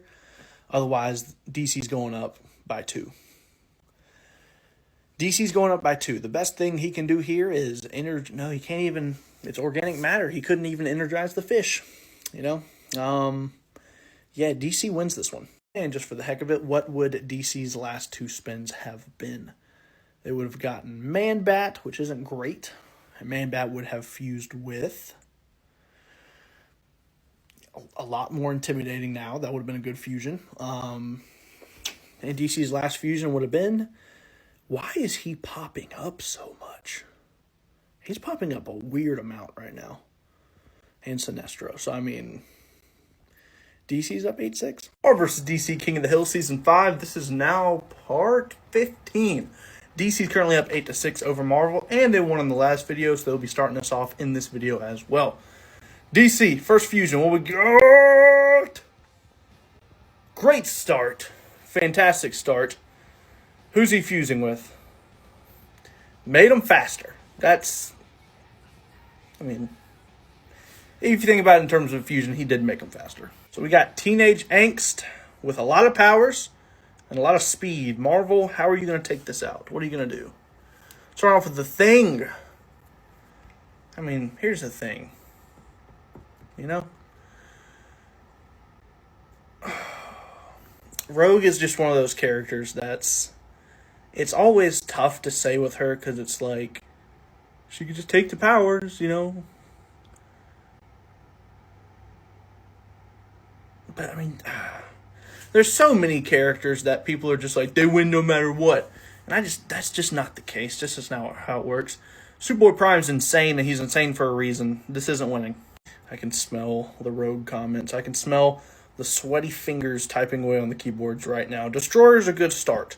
Destroyer is a good start. I'd say it's definitely a better start than the Thing. Who is Destroyer being fused with? This one could be good. No. Nope. 2 X-Men in a row, though, which is kind of cool. No. And by 2 X-Men in a row, I meant Rogue in the first one, Cyclops in the second one. So, Miles Morales. Dude, is this DC one going to sweep? Because that'd be crazy. No. Still, I can't give it to Marvel. So, yeah, weird situation here. Marvel's already on their last fusion. DC has been performing outstanding these last couple of episodes. Starting off with the Superboy Prime fusion is crazy. And there's a chance right now that it could sweep unless Marvel brings out something good. Why is Namor? I feel like Namor's been popping up a lot lately for some reason. Namor, you're gonna need something good here, man. Like, pull out something, do something cool. I mean, Superboy Prime. He's able to take on multiple Supermans at the same time. Supermen at the same time. While Sentry is respectable, there's nothing in my mind that suggests that he is going to elevate the Marvel fusion over the DC fusion, which means DC just put together a sweep. They're now up 9-6 over Marvel. I'm excited for the comments. Out of curiosity, what would DC's last 3 fusions have consisted of? First fusion would have been Godspeed. Godspeed would have been fused with Mammoth. Dude, mass times acceleration, man. That's really good. That's really good. Clayface. He doesn't pop up too much. It's nice to see characters that I don't see too often. He would have fused with Mr. Terrific. A very smart pile of wet dirt is what that just made. And the last DC fusion would have been Eclipso. Yeesh. That's a good last fusion. Who would he fuse with? Yeah, that's a very powerful last fusion.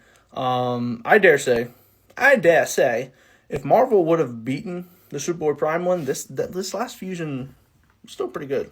Marvel vs. DC King of the Hill Season 5. This is now part 16. DC is currently up 9-6 over Marvel. If they win this episode, they clinch all of Season 5. Season 5 belongs to DC. What Marvel currently needs, they need to win bare minimum 3 straight episodes to push it to a best-of-2 series in which Marvel's hopes can stay alive in Season 5. But, like I said, where we stand today, if DC wins this video, they take Season 5. DC, first fusion will consist of a very powerful magic user in Zatanna, definitely bringing a nice magical element to whatever this fusion will be. If there can be a physical aspect to this fusion, already has magic on him, but it just got elevated. We have a very powerful Shazam with a lot of magical abilities right here. This will not be easy for Marvel. I'm not going to say this fusion from DC will sweep, but I think it at least takes 2 fusions to have a chance. Let's see what's going to happen in the first fusion. Maybe I'll eat my words. Start off with Electro. Not bad. Don't know how useful he'll be against Shazam, but we'll see, you know? Electro, who are you going to be fusing with? Blade.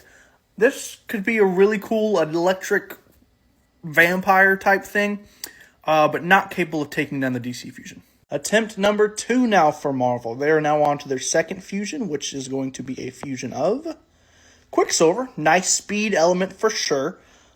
Definitely could pair well with something that could take advantage of that speed element. Let's see what Quicksilver is going to be fused with, or who rather.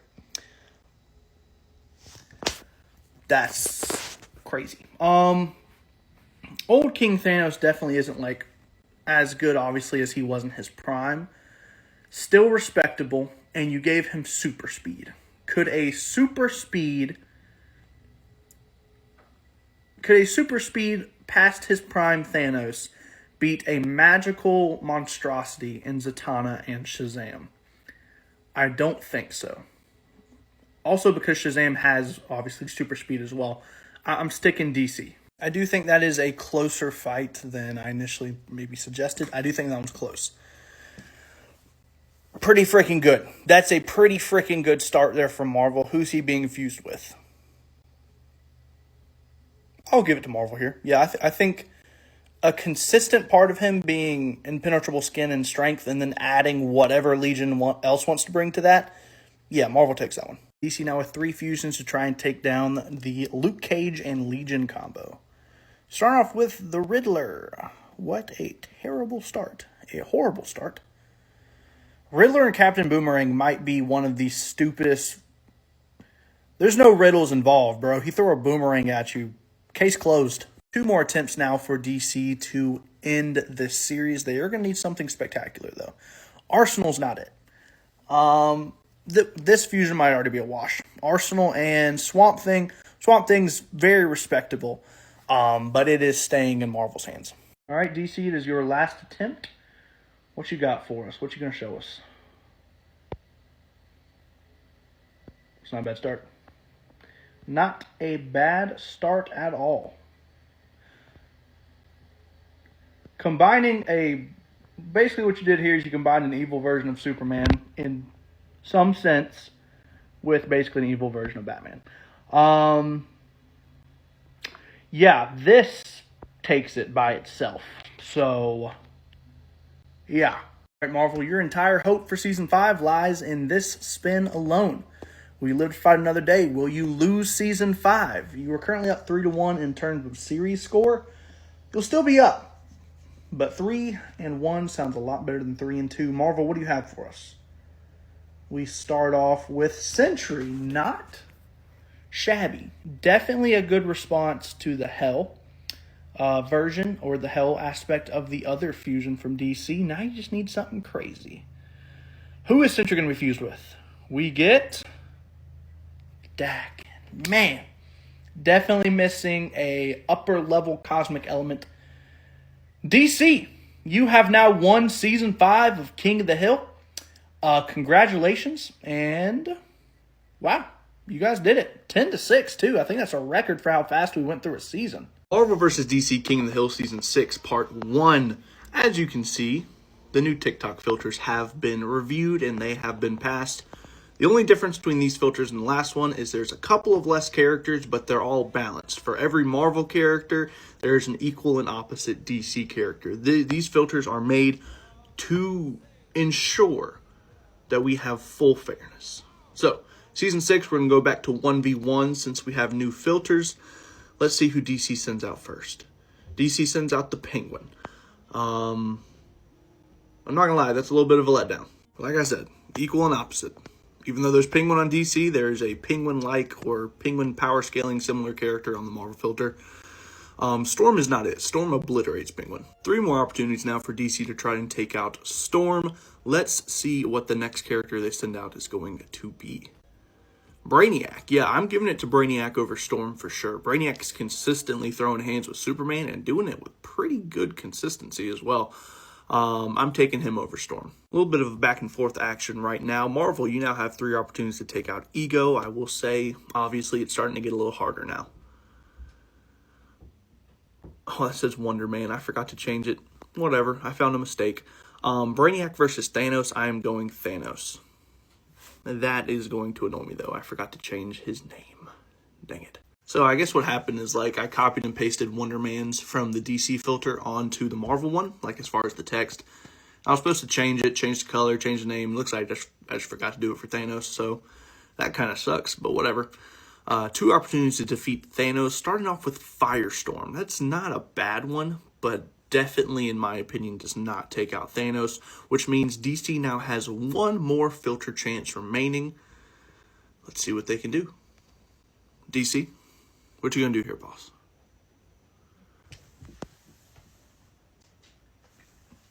They do it. They do it. They do it rather easily, I will say, with Anti-Monitor. So, Marvel, we are now in a situation when you have 2 opportunities to take out Anti-Monitor. That is going to be tough, because now we're getting in the upper echelon of these characters. But, Marvel, you have 2 opportunities to do it. Let's see if you can take advantage here. Beta Ray Bill, not bad to throw out here, but he's definitely being outclassed. He is a strong character, but just he can't compete with Anti-Monitor in a 1v1 situation. And now Marvel is in the shoes that DC was in the, just a couple seconds ago. It's either win or be down 1-0. Marvel, let's see who you can throw out trying to defeat Anti-Monitor.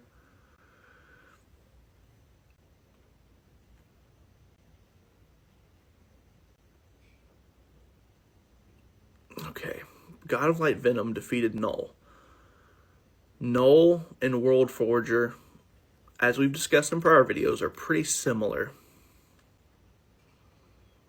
World Forger and Monitor are obviously, close. I'm going to go God of Light Venom here. Yeah, I'm going to go God of Light Venom here, which means Marvel takes the first episode of Season 6 of King of the Hill. This was a very back and forth episode. I enjoyed this one a lot. Marvel vs. DC King of the Hill Season 6. This is now part 2. Marvel was able to win the season opener. They're currently up 1-0 over DC. And since they won in the last video, they will be starting us off here in this video. And they start with Blue Marvel. That's a good start. That one might be tough for DC to get over top of early. DC can definitely take out Blue Marvel. They have the characters. It just might take a second. First spin, they sent out Killer Croc. No. Killer Croc consistently gets taken out by Batman, which is not a slight. But in a random encounter, Blue Marvel is respectfully going to beat the brakes off of him. He's literally going to beat the scales off of his body. So, no. Second spin, Giganta. No. Giganta may be a threat to some. When it comes to Blue Marvel, I just don't see him having trouble with that. Yeah, I'm sticking with Marvel here. Sticking with Blue Marvel. Third spin for DC, and they are sending out Black Adam. Black Adam is definitely a better suited matchup. Because obviously he has Superman level strength, speed, durability, and he has some pretty legit magical abilities on top of that. In a random encounter, I'm probably going to go with Black Adam here, but it's close. Honestly, I think that fight's extremely close. I think they stack up perfectly, almost perfectly against each other in terms of both physical components and also just energy projection. I think they are close to each other. I think they match up extremely well. I just give Black Adam the slight advantage. Very slight advantage. It could be 50-50 or as close to that as possible. But where we stand right now, Marvel has 3 opportunities to take out Black Adam. If they're able to do so, DC has 1 rebuttal left. And then obviously we see who wins this episode. First spin for Marvel, and we send out Luke Cage. Luke Cage is strong, obviously impenetrable skin. I just think Black Adam has too many things in his arsenal on top of Superman level strength and durability. So I'm sticking with DC here. Third spin now for Marvel. Magneto. Definitely more of an ability-driven character. I'm sticking with Black Adam here. Abilities, if you took abilities from both off of the registry, so to speak, Black Adam is still just far and above, vastly physically superior to him. This is now Marvel's last spin, actually. Marvel, who are we sending out to try and defeat Black Adam? Ultron. One Ultron, even if it's, the main Ultron or whatever, in a random encounter, I'm sticking with Adam. Yes, Ultron was able to defeat the Avengers as a whole, but there was an army. There's a lot of them. And of course, a storyline. But, 1v1, I'm giving it to Black Adam here. Which means DC wins episode 2 of season 6 King of the Hill. It is now tied 1-1. And just out of curiosity, DC did have one spin remaining. What would their final spin have been? That's a good one. That's definitely a decision there. Marvel vs. DC King of the Hill. This is season 6, part 3. DC was able to win in the last video, tying it up 1-1. And since they won the last video, they will be starting us off in this video as well. Starting off, we have Harley Quinn. Definitely not the character you want to be starting with. Honestly, not a character you really want to see come up at all if you're a DC fan. All right, and Marvel, it is your turn. Go ahead and show me the character that's going to dethrone Harley Quinn. And we dethrone Harley Quinn. Not that high up of a character, so I think DC's going to immediately dethrone as well. But Moon Knight does beat Harley Quinn. All right, DC, if for some reason you need 3 attempts to take out Moon Knight, you have 3 attempts remaining, but I don't think it'll take more than 1. You get Mr. Terrific. Yeah, I'll give it to Mr. Terrific here. Again, not exactly who you want to see. We need to see some heavy hitters. Show us the money, man. All right, Marvel, you now have 3 opportunities to take out Mr. Terrific. Let's see if we can get someone not human level. We get Black Bolt. That is definitely a step up. Black Bolt has earned a lot of respect. Amazing power set. So, yeah, that's definitely respectable. All right, DC, you have 2 opportunities to take out Black Bolt. This one will be more challenging, I think. Black Canary, I appreciate the symmetry there. Unfortunately, Black Bolt does everything Black Canary does, but extremely more powerful. So while this is a fun matchup as a same kind of powers, not same kind of powers. So last spin now for DC, and we get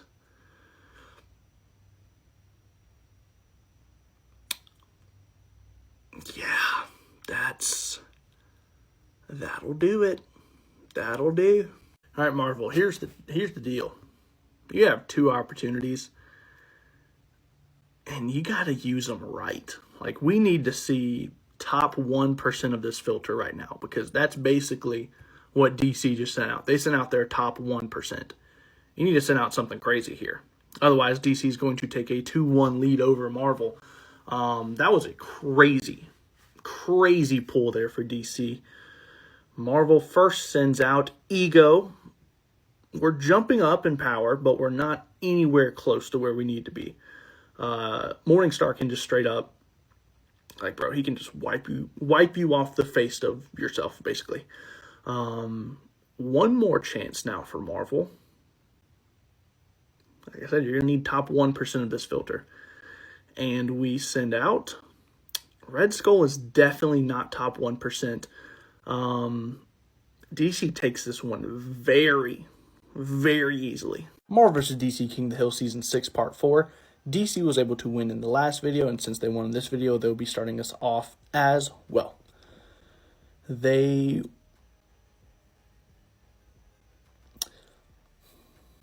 being the first spin is absolutely treacherous. This is insanity. Because not only is this hard to beat, But this also set up the idea that if he is beaten, we have nothing to look for but extremely powerful characters.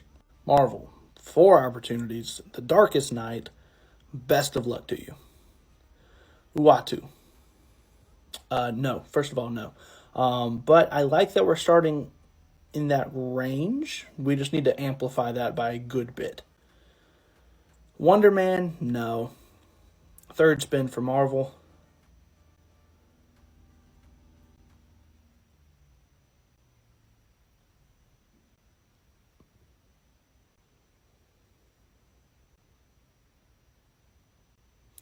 This is one of those battles that I just never think about until the time actually comes. So, like, I mean, if I'm sitting here thinking about it, oh, God, that's rough. Could Franklin Richards beat Dr. Manhattan is essentially the question I'm being proposed with here. Franklin obviously is capable of making Galactus his own herald.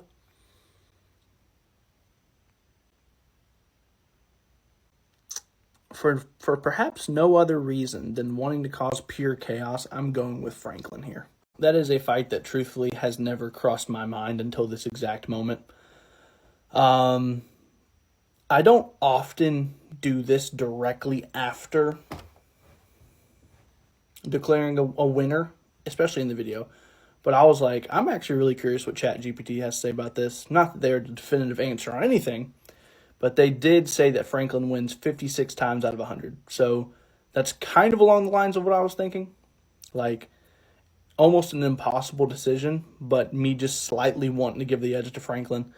But yeah, that's just where we fell. The precedent now is DC has 3 opportunities to find someone more powerful than Franklin Richards. Good luck. Best of luck to you, because we have reached insanity at this point. If someone's able to come up with a character able to defeat Franklin Richards, that's just hilarious. All around, hilarious. Kilowog, no, absolutely not, which means that this is DC's last attempt here. Marvel could tie it up here, or DC could send out something just absolutely insane at this level.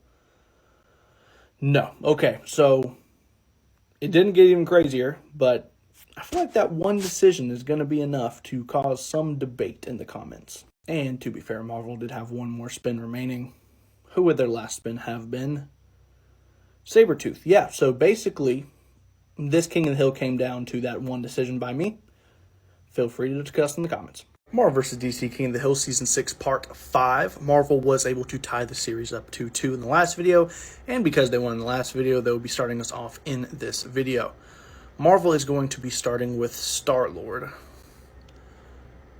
I don't think it'll take DC too long to claim the hill here. Alright, DC, if for some reason you have all 4 attempts remaining to take out Star-Lord.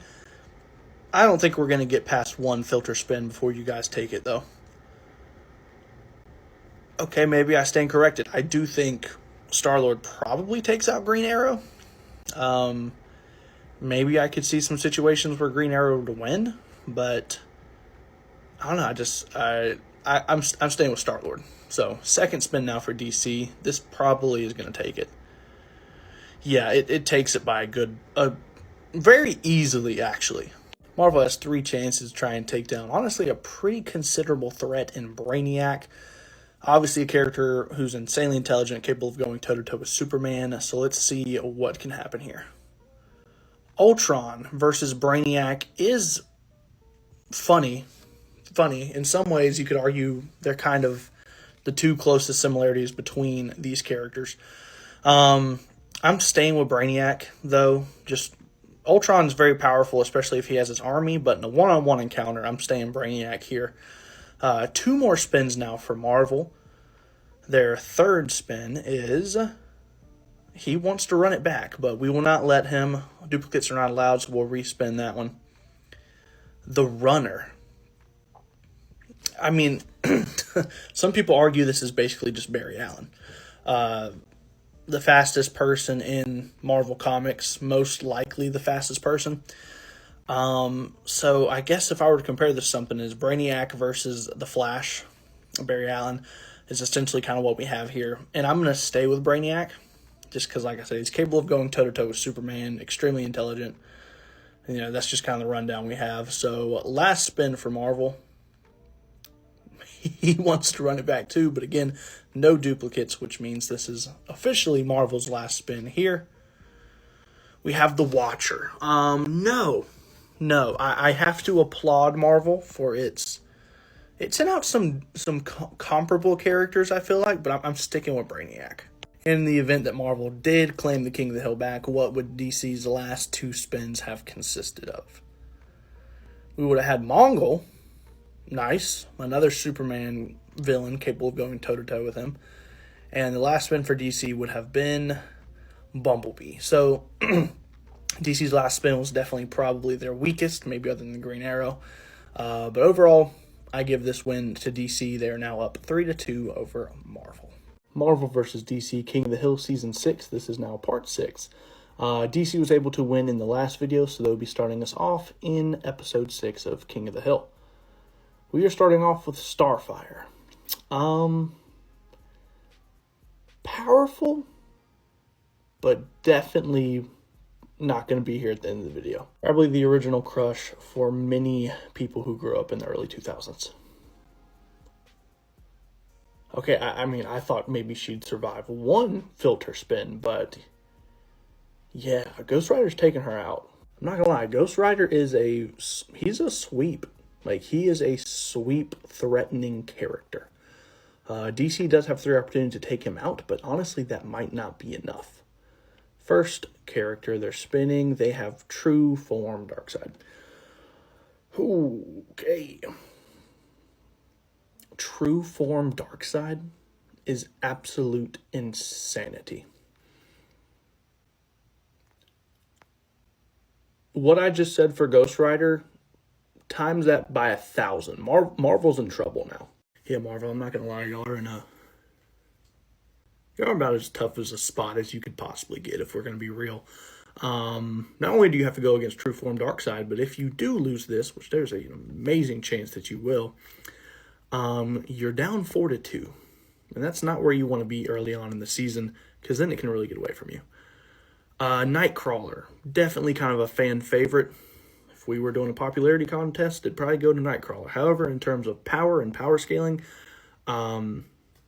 Darkseid blinks and you're dead. So I apologize for that, but that's just how it's going. Next up, we have a Jean Grey. We're going higher in power and abilities right now, which that's good news for Marvel. The bad news for Marvel is you're still light years away from being able to even hold a candle to True Form Darkseid. We need Insanity. Marvel has 1 spin left. Anything short of absolute insanity will lose this game. Best of luck. Last spin. Marvel, what you going to give us? Captain America. That's kind of fitting. He was willing to face down Thanos' army by himself with a broken shield. If anyone's going to go out on their shield, no pun intended, it would be him. So, yeah, Marvel, you're down 4-2.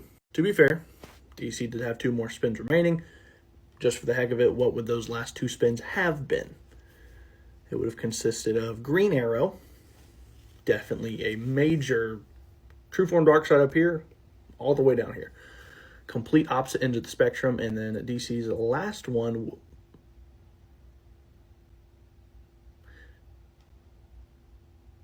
I swear these filters are balanced. I don't know what's going on, guys. I swear they're balanced. Marvel vs. DC King of the Hill Season 6. This is now Part 7. DC is up 4-2 over Marvel, and since they won the last video, they'll be starting off this video as well. We are starting with Bane. A very intimidating character, but will not be on top of the hill for very long. Bane is strong compared to Batman, or Daredevil, or characters like that. Bane is not strong once we start adding super strength into the mix. His strength kind of fades away a little bit, so I don't think he's going to be on top of the hill for too long here. Luke Cage, yeah, I mean, for sure. Bane may be bigger, but Luke Cage is more durable, and he's going to be stronger. So I'm going to give it to Luke Cage here. This, to be fair, I want to see this fight. This will be a fun fight, though. Okay, we didn't necessarily blow Bane out of the water there in terms of just massively overpower scaling, but Luke Cage got done what needed to be done. That being said, DC, you have 3 opportunities to take out Luke Cage. Let's see what you have up your sleeve here. First, send out Red X, probably one of the cooler characters. I was introduced to this character in the original Teen Titans series in the early 2000s. Really cool character, but no. I don't think he's taking out Luke Cage in a random encounter. Barry Allen's The Flash. I am going to give this to Barry Allen here. Luke Cage, speed is not necessarily on his side here, and even with extremely durable skin, I think Barry's just going to wear that down with thousands of punches in a microsecond. All right, Marvel, you now have 3 opportunities to take out Barry Allen's The Flash. All I can say is just be lucky it wasn't Wally West, or this would be a little bit harder. He is legitimately the worst character on this filter. DC, because like I said, every character has an equal and opposite character across the board. Happy Hogan for Marvel, Lois Lane for DC. Those are just the 2 worst characters. So it's funny that he popped up here. 2 remaining spins. We have Legion.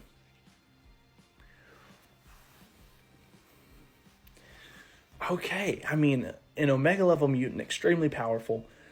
So many different abilities possibly at his disposal. I mean, I feel like he could reach into Barry Allen's mind and just shut him off or do something along those lines. I'm going to give this to Legion here. I think it's a close fight. I don't think it's a split-second decision. I think you might need to think about it, but I'm going to Legion. DC has 1 opportunity remaining to take out Legion. If they are able to do so, Marvel has the same situation. They have 1 more opportunity to take out whoever DC would put on top of the hill. DC, 1 more attempt. You're going against Legion. Best of luck to you. Raven, I respect it. I do. I just think Legion just has so much potential, and I don't know how he can tackle this or in what manner he would tackle this. All I would know is power speaks volumes, and Legion is crazy. Raven's no pushover, but I'm sticking with Legion. And just out of curiosity, what would Marvel's last spin have been if I did give it to Raven? It would have been Cloak and Dagger. Marvel vs. DC King of the Hill Season 6. We are now in Part 8. Marvel did win the last video. It is now 3-4 in favor of DC. They're still up. But since Marvel won the last video, they will be starting us off in this one. Marvel, we're going to start off with Franklin Richards. The bar was just set extremely high. All right, DC, you have 4 opportunities. That is the good news. The bad news is you are going against one of the most powerful one of the most powerful son, child, whatever, of any superhero ever. This is an extremely powerful Marvel character. We've sent out Guy Gardner. Some people love him as Green Lantern. Some people hate him. It doesn't matter. Franklin Richards is going to annihilate any willpower within this man's body. Franklin's wiping him out in milliseconds. Next up for DC, got Clayface. Clayface, dude, I don't even know what he's going to do to you. I truly don't know. But whatever it is, it's not going to be good for you. You get destroyed so badly, it's insanity. Third character, Plastic Man. I feel like same kind of a deal with Clayface. You're just going to get destroyed in the weirdest way possible.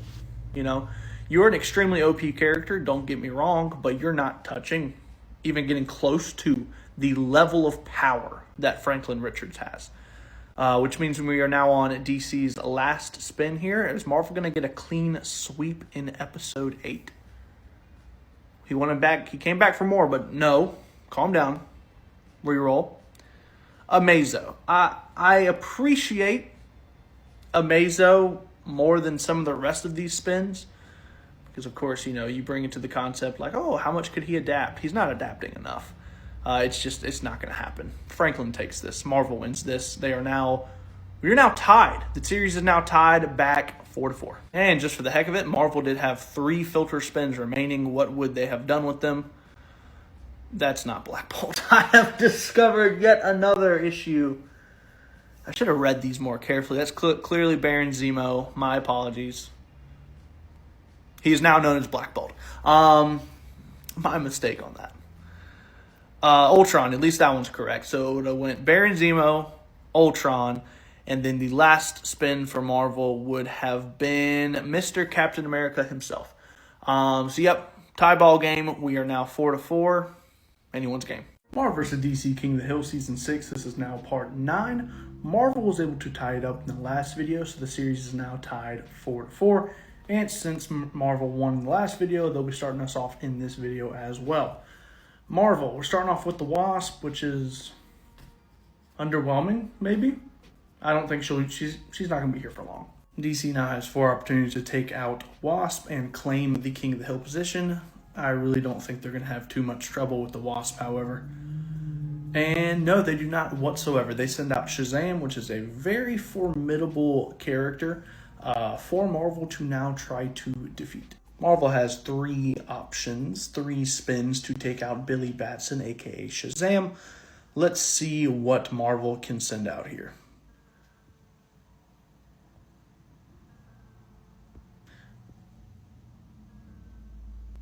They send out Fin Fang Foom. I'm going to say no. I'm going to say Fin Fang Foom does not take out Shazam. I completely forgot that he was even on this filter. It threw me for a loop when I saw him. I forgot I put him on here. No, I'm going to say Shazam takes out Fin Fang Foom. That's kind of a weird one for me to try to scale in my head. Magneto, no. I'm going to say Magneto does not take out Shazam. I respect Magneto. I think he's a very formidable opponent. Obviously, he's given the X-Men troubles throughout all of their history. However, I just think Shazam's magical abilities, coupled with his physical prowess, his durability, his strength, speed, I think that's going to be too much for Magneto, which means this is now Marvel's last spin, going up against Shazam. Marvel, what do you have for us? Send out Apocalypse, and I am going to give it to Apocalypse over Shazam. Pretty much all that Marvel did with their last filter spins, pretty much the last 2, is they just upgraded. They went from one very formidable X-Men opponent to a very formidable X-Men opponent. Shazam takes out, Apocalypse rather takes out Shazam. All right, DC's ball is now back in your court. You have 3 opportunities to take down Apocalypse. That's going to be difficult. I don't think it's going to be an easy thing whatsoever. This might take all 3 spins, or it might completely bankrupt you. Raven is a good start. Obviously, a very powerful magic user. But Apocalypse is Apocalypse. He's a very, very intense character. I'm sticking with Apocalypse over Raven. DC, you have 2 more spins now. Kilowog. Okay, at least we're taking it to outer space now. No, he's a very fan favorite Green Lantern, but Kilowog 1v1 against Apocalypse is just not going to go well for him, which means this is now DC's last spin, which means at this moment, DC or Marvel is going to be up 5-4 over their opponent. DC, what you got for us? Lobo. I respect Lobo a lot. I don't think Lobo could 1v1 Apocalypse. Obviously, Lobo can go toe-to-toe with Superman, which makes this a tough call. But I'm going to stick with Apocalypse here. I think there are situations where Lobo could win, but I'm sticking with Apocalypse. Marvel vs. DC King of the Hill Season 6. This is now Part 10. Marvel was down 2-4 to DC. They have since went on a 3-game streak, and they are now currently up 5-4 over DC. Marvel, you get to start us off since you won in the last video. Who are you going to be starting us off with? Psylocke's not bad. I added some characters to this new filter, so she wasn't on the last one, but I'm glad she's on this one. Psylocke's not a bad start, but I definitely don't think this will be a sweep by any measure for Marvel. DC's going to claim this hill at some point. They send out Steppenwolf. I'm going to give it to Steppenwolf over Psylocke. Steppenwolf he's a threat. Now, I don't think Steppenwolf's enough of a threat to take Marvel's last 3 remaining spins. But we'll see. You never know. Marvel trying to beat Steppenwolf now. Sends out Mr. Sinister. I want to keep it with Steppenwolf.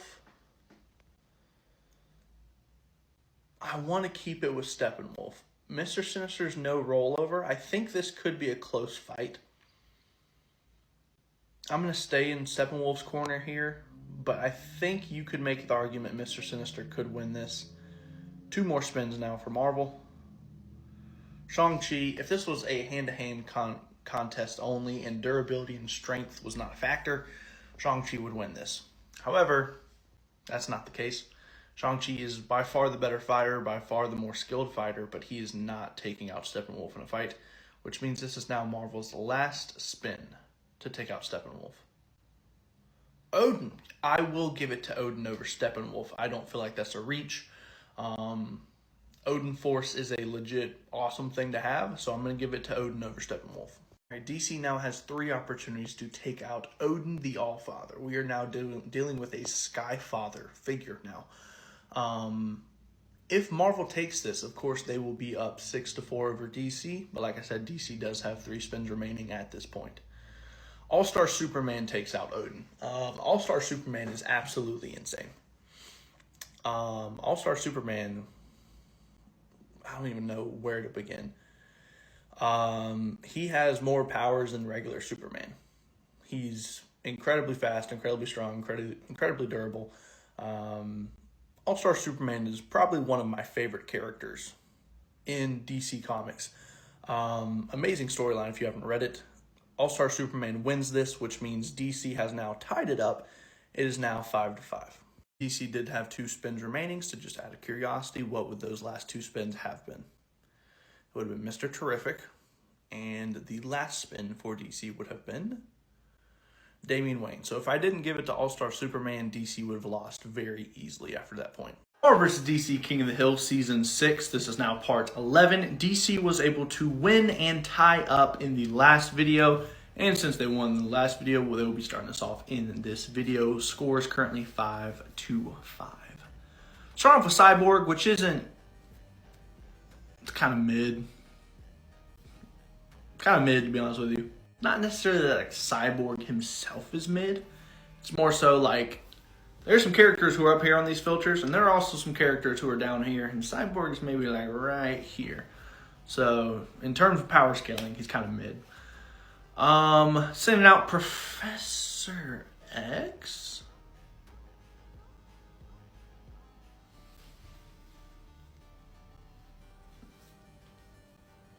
This is weird, because like, yeah, I fully believe that Professor X could hijack Cyborg's, like, the human part of Cyborg, but there's also the technology part of Cyborg. And if you cut that part off, wouldn't the machine side kind of take over? I'm sure at some point he's been brainwashed or brain controlled, and I just can't remember it. But I can't help but think that if you shut off or try to control his human side, then the machine side might just take over. There's a lot of question marks for this.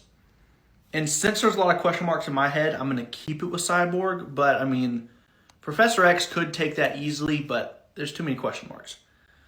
Adam Warlock, yeah, I'm going to give it to Adam Warlock over Cyborg for sure. All right, 3 spins now for DC to try and take out Adam Warlock. Adam Warlock's very respectable. He's not up there, but he's like up there. You know what I'm saying? But DC, 3 chances. What are we going to do? Red Hood, no. I like Red Hood. I think him or Nightwing, those are my favorite Robins, but it's hard to, I love both of them for different reasons. Yeah, Superboy Prime, like, oh God, I don't even know. Whatever, insert whatever, that's what he does to Adam Warlock. He decimates him. Marvel now has 2 opportunities to try and take the King of the Hill position. Sending out Jean Grey is really good. However, Superboy Prime, like, is legit a multiversal threat. if the Phoenix Force was involved in like a more direct capacity, like if this was, White Phoenix of the Crown or whatever that proper name is, yeah, way different conversation. But just Jean Grey by herself, I'm sticking with Superboy Prime, which means this is now Marvel's last spin. We send out, that's not Black Bolt, that's Baron Zemo clearly, but Baron Zemo absolutely not, doesn't even come close. DC takes this episode. And DC did have one more spin remaining, so if I had potentially given it to Jean Grey, who would DC's last spin have been? It would have been Zatanna. So, yep, went how it went, guys. Sorry about it. Marvel vs. DC King of the Hill Season 6. This is now episode 12. DC is up. They won in the last video, so they're winning 6-5. And since they won in the last video, they'll be starting off in this one as well. Okay, they start off with the Penguin, which really freaking sucks for them because that's literally going to take one spin. Marvel with 4 opportunities to take out the Penguin. They're just going to need this one. Yeah, Black Bolt, like, as badly as a character can get beat, that's what Black Bolt is going to do to the Penguin here. All right, DC, it is immediately back in your court after a very lackluster beginning. You do have 3 spins remaining, but you're going against Black Bolt. Good luck, because he is extremely powerful. DC's second spin is going to be Martian Manhunter. Dude, Martian Manhunter is, honestly, I feel like he's underrated. I feel like he's one of the most underrated characters in comics, because everyone, like, they look at Superman, and they're like, oh my god, he's so powerful. But then right next to him, on, like, mainstream Justice League, is a guy who literally might be just as powerful as Superman. Martian Manhunter is absolutely insane. I have to give it to Martian Manhunter over Black Bolt here. Marvel with 3 opportunities to take out Martian Manhunter, which will not be easy whatsoever. They send out Magic, which, I mean, we're jumping up, to a different kind of power here, obviously Magic-based, but no. I'm not giving it to Magic over Martian Manhunter. Marvel's 3rd overall spin is Cyclops. Again, no. I feel like that doesn't really need any explanation there. By the way, for those of y'all who are like, oh, Martian Manhunter doesn't like fire. His is from an alternate dimension, basically, is what his blasts come from, and they are concussive blasts. They are not like heat laser vision. They're literally like you get hit by it and it feels like you got hit by a mock truck. It doesn't feel like you got microwaved. So yeah, just want to put that to bed before those comments even start. Last spin for Marvel. Squirrel Girl. Absolutely not. DC takes this one. They are now up 7-5 over Marvel. Marvel needs to get a win quickly to make sure this season doesn't get out of hand. And since DC did have 2 spins remaining, what would their last 2 spins have been? Would have been Icon, which, I mean, gosh, that's another, like, DC's pulling out their people here. I can already feel the comments coming that DC's overpowered. It's not. I made this filter to be as balanced as possible. Go cry somewhere else about it. And DC's last spin would have been Swamp Thing. So, yeah, DC came to play.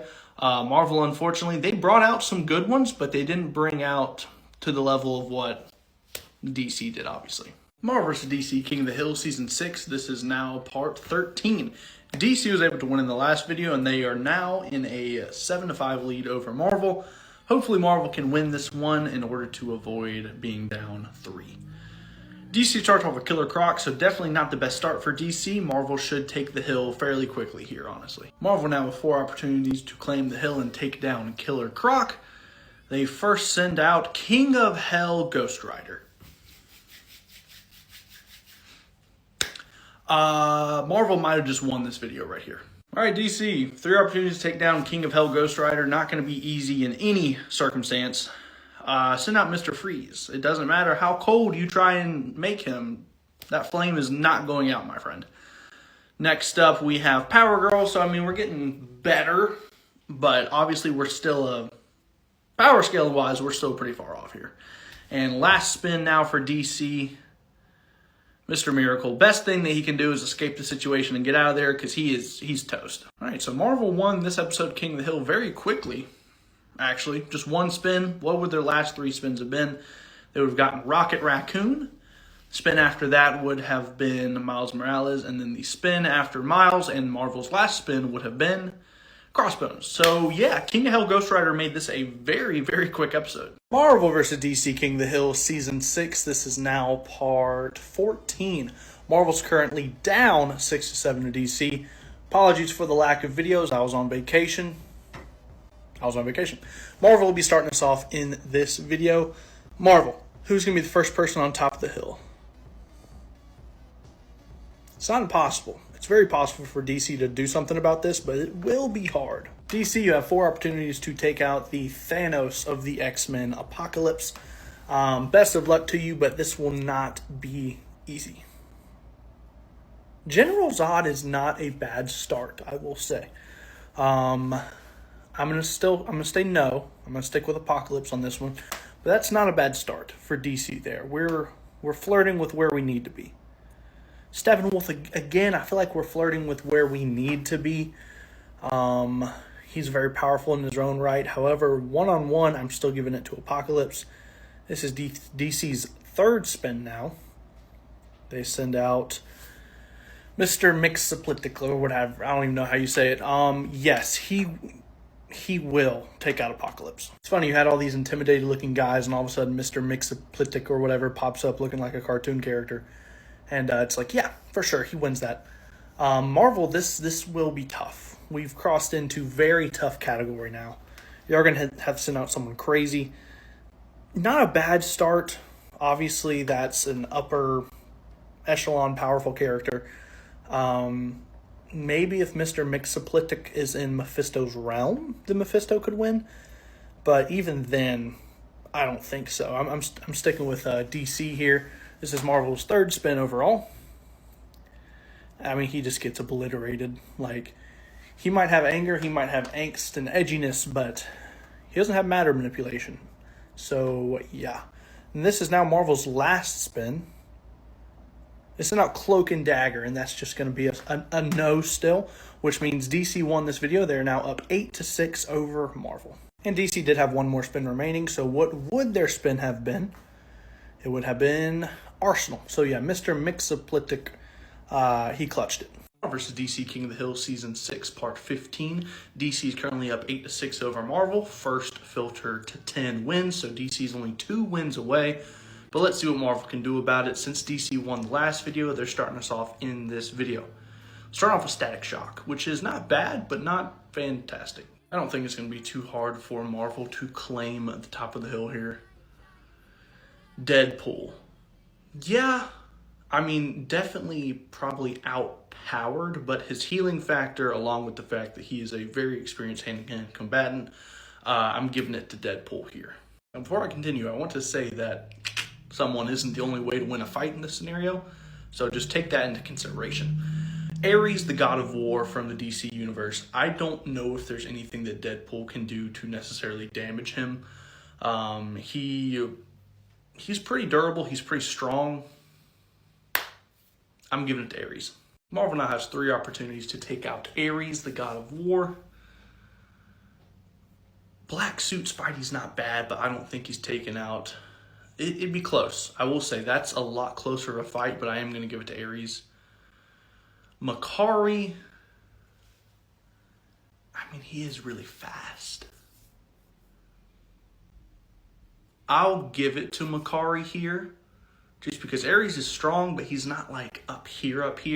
So I feel like a decent speedster, especially one as fast as Makari, could take him out. All right, DC, 2 opportunities to take out Makari and reclaim the top of the hill. Red X, no. If this was a popularity contest or just a coolness factor, I'd be giving it to Red X here, but Makari's going to stay. DC's last spin, Enchantress.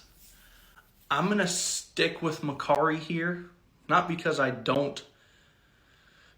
undervalue Enchantress, but Makari is very fast, so I'm going to stick with him, which means Marvel won this one. They are now only trailing by 1 victory.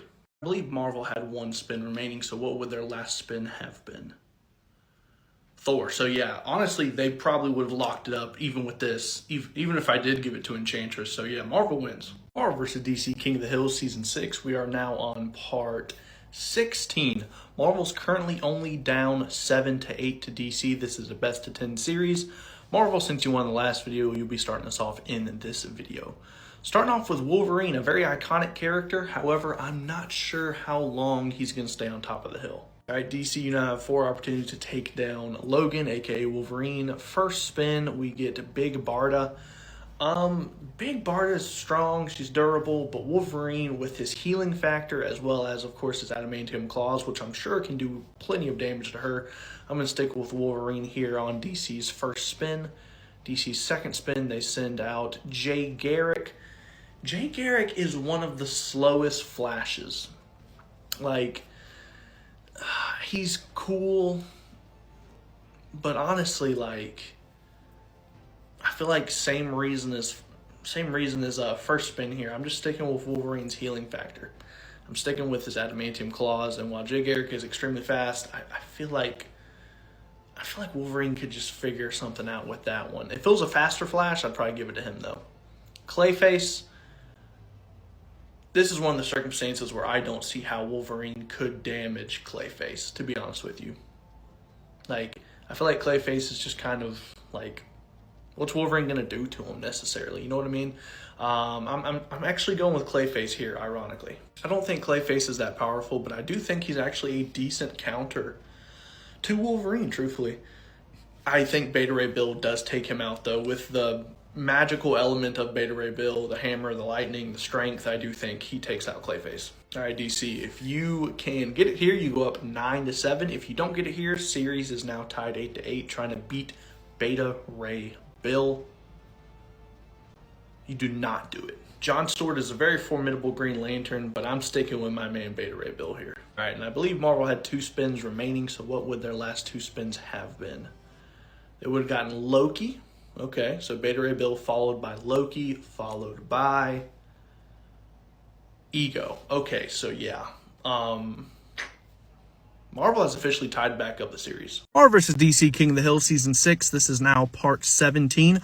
Marvel was down 6-8, but they have came back and tied it up 8-8. And since they won in the last video, they'll be starting us off in this one as well. Marvel's going to start off with Loki, who is a pretty powerful magic user. All right, DC, you have 4 opportunities to take down Loki. Best of luck to you. Theora. I feel like I'm going to stick with Loki here, because obviously he can take advantage of Kryptonian's vulnerability to magic because he's an amazing sorcerer. And, you know, he has decent physiology as well. Like, he's not a pushover in terms of strength or durability. He's just not on Thor's level. So I'm going to keep it with Loki here over a Kryptonian. Then go to the Riddler, and we're getting further away now. Maybe y'all can bond over your love of the color green. But yeah, no, you're not beating him. Doomsday is absolutely going to wipe the floor with Loki. He's going to do what Hulk did to Loki in Avengers, except way worse. Marvel, you now have 3 opportunities to take down Doomsday. This is not going to be easy at all. Your first spin, you send out Doctor Doom. And I respect Doctor Doom. And Doctor Doom is an absolute menace. However, in a random encounter where Doom has no chance to prepare for this battle in the slightest, he is not taking down Doomsday at all. He's not doing it.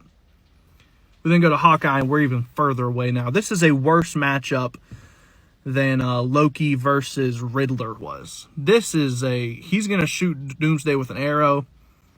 Even if it's his best trick arrow, it's going to explode in his face, piss him off, and he's going to turn Hawkeye into mashed potatoes. Last spin now for Marvel. Send out Nightcrawler, my boy. You got to teleport out of there. You're done. You got to get up out of there. DC takes this round. They're currently up 9-8 over Marvel. And DC did have 1 spin remaining, so what would their last spin have been?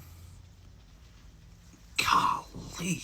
Marvel vs. DC King of the Hill Season 6, Part 18. Yes, DC is currently up 9-8 over Marvel, which means if they win this episode, they win Season 6 King of the Hill. If Marvel wins this episode of King of the Hill, it becomes a win-by-2 series. Let's see what happens. DC, you'll be starting us off since you won in the last video. We start off with Tim Drake's Robin, which is not going to be on the hill for very long. All right, Marvel, you have 4 opportunities to take down Tim Drake's Robin. It'll probably just take you 1 spin, though. And, yeah, I'm giving it to Blade over Tim Drake. DC, you currently have 3 opportunities to take down Blade. You send out Bizarro.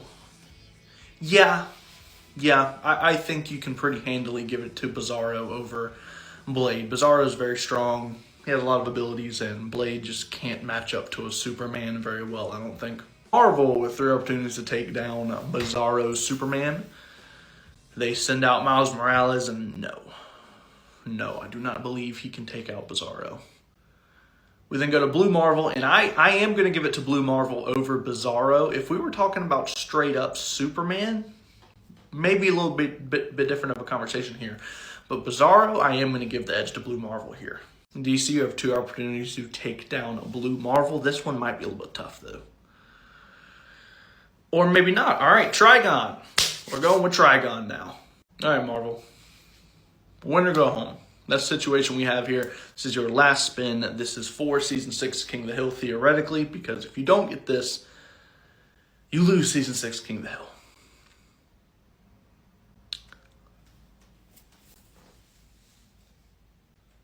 No, you didn't. No, you didn't. Whoa. All right. I didn't think we'd be here. Honestly, I thought when Trigon came up, the season was over. Trying to beat the Living Tribunal here, this is next to impossible. There's a lot of people on this filter. There's hardly any who can beat the Living Tribunal. DC, who we sending out? No. Like, golly. Dude, Marvel clutched that. Marvel vs. DC King of the Hill Season 6 Part 19. Marvel was able to tie it up 9-9. Now we go to a win-by-2 series. Since Marvel won in the last video, they'll be starting us off in this one. And they start off with Mysterio, which is not a great start.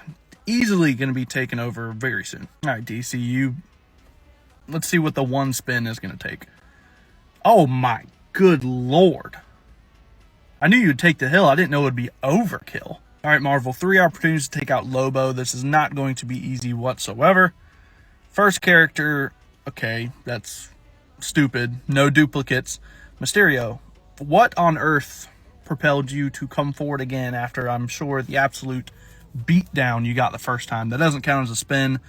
We go to Captain Marvel, which is a much more respectable fight. That being said, Captain Marvel gets low diffed here. I don't think it's going to be hard for Lobo to take her out. 3rd spin for Marvel.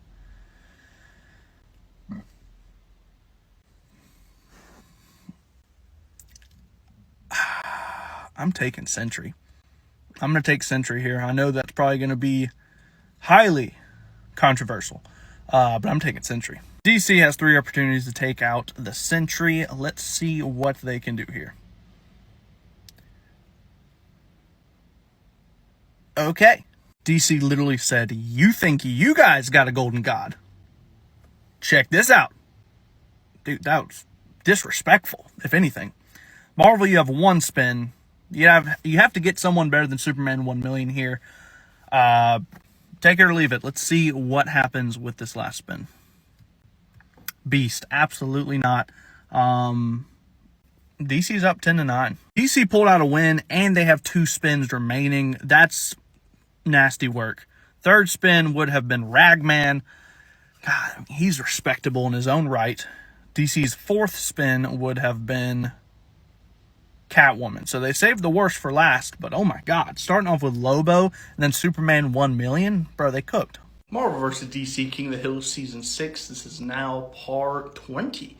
DC is currently up 10-9 over Marvel, and if they win today's video, they are officially up by 2, which means they win Season 6 King of the Hill. If Marvel wins, obviously it goes back to a win-by-2 series, and it continues. Since DC won the last video, they'll be starting us off in this one. And DC is going to start off with Solomon Grundy. Not bad start, but not good. Marvel should not really have a problem claiming the hill from Solomon Grundy, to be honest with you. Honestly, I'm going to say no. Solomon Grundy, of course, has different iterations depending on his resurrection. He can be weak or he can be insanely strong, but honestly, I don't know. I just don't think Mr. Fantastic has it in him to take out a Solomon Grundy. Ghost Rider, however, like, it's fitting that he's going after Grundy because he's going to put him back in the grave, obviously. All right, DC, very tough battle going on right here. You got the Ghost Rider. You have 3 spins, but this is not going to be easy whatsoever. First spin is Hellbat. It's not bad. I think there's a world in perhaps the Hellbat might be able to take him out, but 9 times out of 10, I'm giving it to Ghost Rider still. DC, 2 more attempts. Sending out next, Parasite. You know what? That would actually be really interesting to see. Just how Parasite would actually try to parasitize his powers. That'd be really interesting to see. However, I'm still going to stick with Ghost Rider, which means this is DC's last spin, and this is potentially the extension of the season here. DC's last spin is going to be Lobo. Dude, I mean, DC sent out bangers, except for Solomon Grundy. No. Do I think Lobo could? Yes. But again, 9 times out of 10, I'm giving it to Ghost Rider, which means it is now 10 and 10. Best of 2 series continues. And Marvel did have 2 spins remaining, so what would their last 2 spins have been?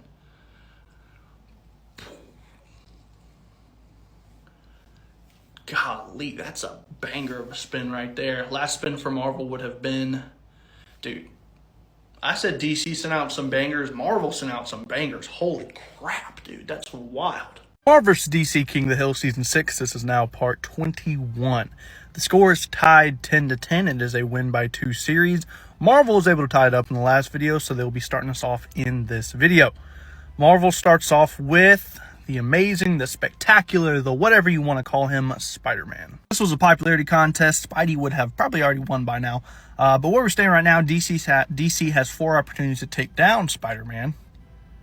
Start off with Poison Ivy, and I think Poison Ivy's powerful. I think she's respectable. I feel like I have to give it to Spidey. Here. Next spin for DC, and they send out Black Canary. I feel like I have to stay with Spidey. I'm not going to lie. I think the agility and the spider sense is just a lot. I'm sticking with Spidey. Third spin for DC now. I'm sticking with Spidey. I didn't think Spidey would potentially sweep DC right now because he's not that powerful. But I'm giving it to Spidey over Man-Bat. This is now DC's last spin. Yes, I mean, for sure. Sending out the Man of Steel is crazy. But yeah, that one's pretty obvious. All right, Marvel. Spider-Man took DC to the wire. All you have to do, you have 3 spins. If you can produce someone who can defeat Superman, you take this episode of King of the Hill and you're 1 step closer to victory.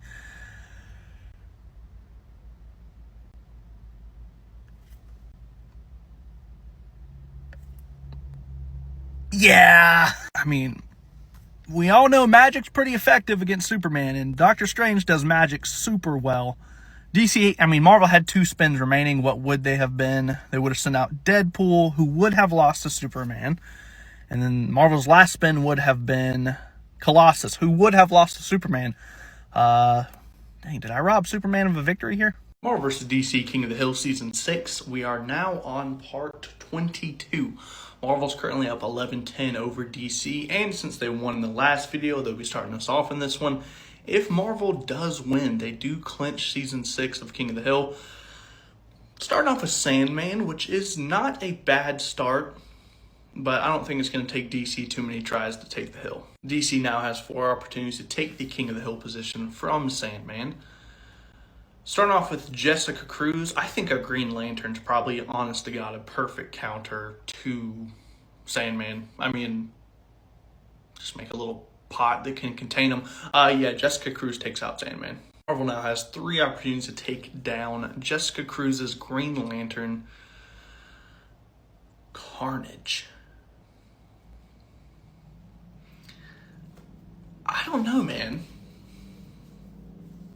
I'd want to stay with a Green Lantern here over Carnage. But honestly, I could see that going the other way. I definitely think Green Lanterns have the advantage in terms of like ranged combat. Up close, Carnage probably has the advantage. I'm going to keep it with Jessica Cruz here, although I can see an argument for Carnage. Then go to Electro.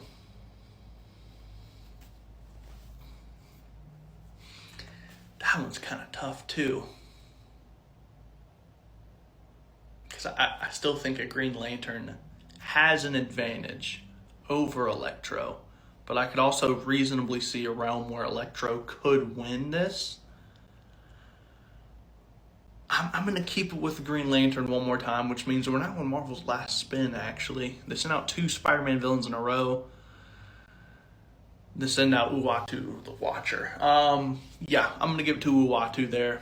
Back in DC's court. All right, DC, you have 3 opportunities. If you cannot produce one character who reasonably could beat Uatu, the Watcher, Marvel wins Season 6 of King of the Hill. Best of luck to you, DC. Let's see how this rolls.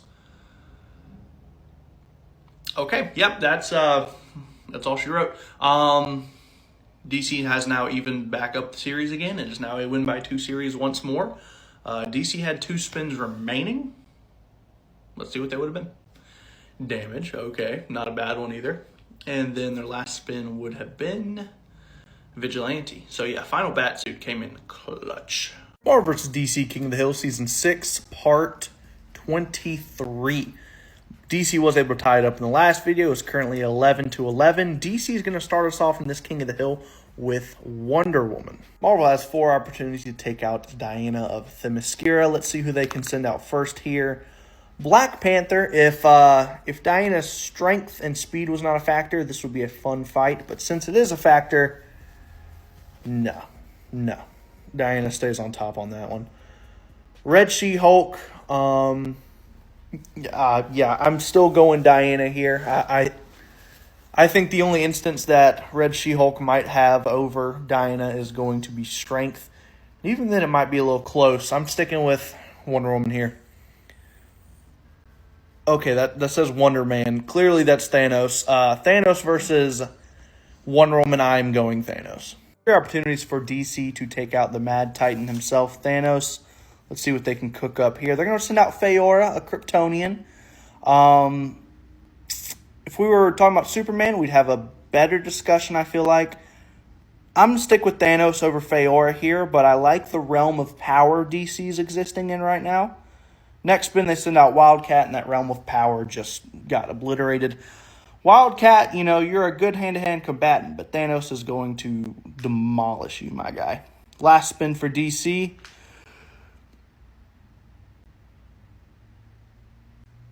It's the bad guy versus the bad guy, the 2 big dogs, and I'm going Darkseid over Thanos here. Marvel, you have 1 opportunity to take out Darkseid. Best of luck to you. 1 spin. What are we going to do here? Hobgoblin. Nope. DC takes this one with a crazy clutch pull from Darkseid. Marvel vs. DC King of the Hill Season 6. We are now on Part 24. DC currently has a 12-11 lead over Marvel, which means if they win this episode, they win Season 6 of King of the Hill. Marvel needs to win this episode in order to stay alive. Starting off for DC, we got Icon, who is very powerful. Let's see what Marvel can do here, though. Marvel, you have 4 opportunities to take out Icon. Best of luck to you.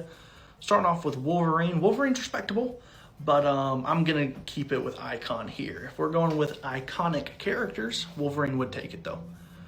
Cloak and Dagger, we're going with nothing but Marvel Rivals characters so far, but no, she's going to need heals herself. Ultron, 1v1, no. If Ultron has his army, yeah, 1v1, no. This is Marvel's last spin. Best of luck to you, Marvel. Dang, you going to go out like this?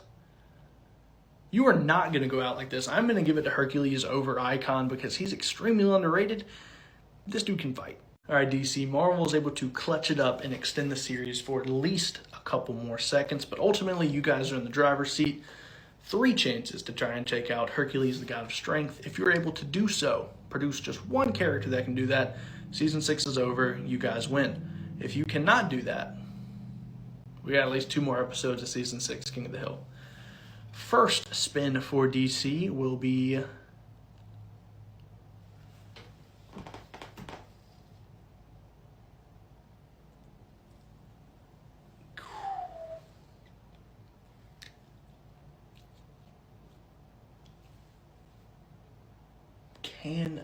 Hercules is literally capable. We saw it. He pieced up Maestro. Like, he was laughing while he did it. It was not a challenge for him. Hercules is extremely strong. But can he take out Zod? I think Hercules might be stronger than Zod. But then obviously Zod has the abilities.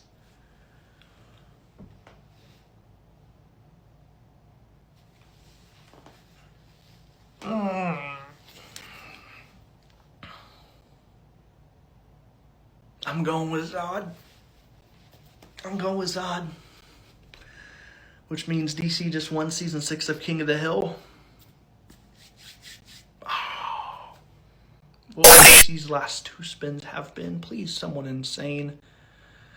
Just to ease the stress of that one decision off of me, please produce someone insane here. Okay, yeah. This is controversial, I feel like.